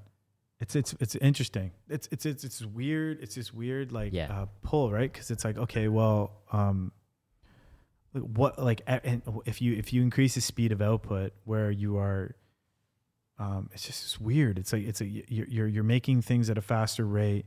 Media is being clipped, so you're like consuming it. Feedback loop is tighter. Yeah, you're consuming it like in these like smaller clip formats. You're not even watching the whole thing. Mm-hmm. And then so it's like speed. It's like, how do I get a gist? Yeah. Oh, you did it. You did a show. You did a podcast. Show me I'll get a gist of it. Mm-hmm. You know what I mean? Oh, the Super Bowl had like a halftime show or something like that. Let me get a gist of it. Let me just watch Bad Bunny's performance. Yeah, or just even clips of it. Sure, yeah. You know what I mean? Let me just get a gist of it. And it's like, because that's faster. Yeah. Right. And like if like media is being like continually like deconstructed like that, right? That's very interesting because it's like, okay, well, if more and more and more people are going into that pattern of like this super fast speed, always on storytelling kind of shit, always on media, and you know, it just makes me wonder, okay, then so how does that shift what is the value of what is slow? Yes. Yeah. Right. And I think that's very fascinating, and I'm not sure what the answer to that is, but I think it's hyper interesting. Yeah. And I think most people don't have the answer to that question either. I think we're all in the process of exploring that, figuring it out for the first time. Mm-hmm. I think that exactly what you just said, that line of thinking is correct though. It's like as speed and like as things continuously become more online or available, then like what is the value of the things that are slower, unavailable? It's the same reason. Or what even is slower and unavailable? Yeah. It's the same reason why like I feel like a lot of people are drawn to, I think you actually told me this, but a lot of people are drawn to like let's call it like, I think they say like Y2K, like 2000s aesthetics. Nostalgia, right? Like even like us looking at the games and stuff, right? Yeah. Like there is a unique net new value of like reminiscing on that thing, because we do not live in a world where that thing is net new anymore. Yeah, or it's a world where that world is like, I mean, why like this is documented, right? Robbie, you can look it up, but it's like nostalgia, the like at times where nostalgia becomes a valued aspect of like culture or society. I think that has to do with like change or something. When there's a lot of change or something. Psychological nostalgia is powerful, largely positive emotional experience that acts as a psychological resource, fostering social connectedness, boosting self-esteem, and enhancing mood. Yeah. Right. But like why are there times where nostalgia is like more is lost culture romanticized? Yeah. Our dear friend. But like why are there times where nostalgia is more valued in society than other times where it's not? Yeah. Or is that even the case? Or the value of nostalgia? Nostalgia is more highly valued during specific times, particularly periods of instability, high stress, loneliness, or rapid societal change, because it acts as a psychological coping mechanism that provides comfort, social connection, and a sense of identity. While once considered a disease, it is now understood as a primarily positive emotion that helps people navigate difficulties by evoking warm memories of the past, often described as a bittersweet longing. Huh. So what does that mean? Robbie, I think you've seen this YouTube channel too. I think it's like Primitive Tech. Primitive Technology, yeah. So this guy has 11 million subscribers. I think his videos are doing like average 80, 90, 100 million. And it's him. Holy shit. Just living primitively. No technology other than obviously the camera and like whatever he's using to like make these videos and upload them. but he's like just demonstrating like this very primitive way of living life, and it's resonating with people.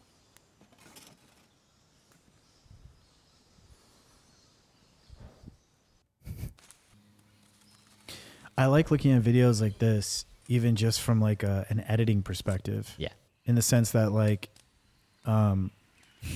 documentation. Yeah. Like, the fact that he's okay, I'm gonna cut this through. I'm gonna put the camera here. Yeah. All right, I'll just set this up here. This is amazing. This is like, it's actually like, it's just him, right? Yeah. Well, I mean, I don't know. He might have a team. I don't know actually how he does. Because this is like really well shot and stuff. Like, it's cool. But yeah. Not saying that this is nostalgia, but I think like it's interesting that people are resonating with this, and people are really interested in this, and that's shown by the views.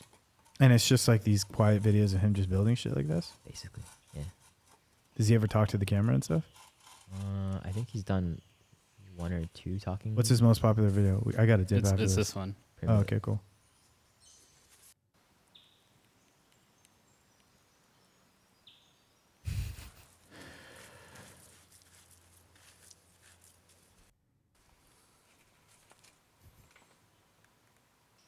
This is shit I need to be doing, man. Yeah, no, I honestly think so. Because this is like, again, what we're saying, right? If the value Yes. of all this other thing is like so widely available, like what does this unveil? All right, man. This guy definitely knows something. Yeah, I got a dip. I love you, man. Love you too, brother. Thank you. Let's go build a hut, bro. Yeah. Okay, thanks, man. See ya.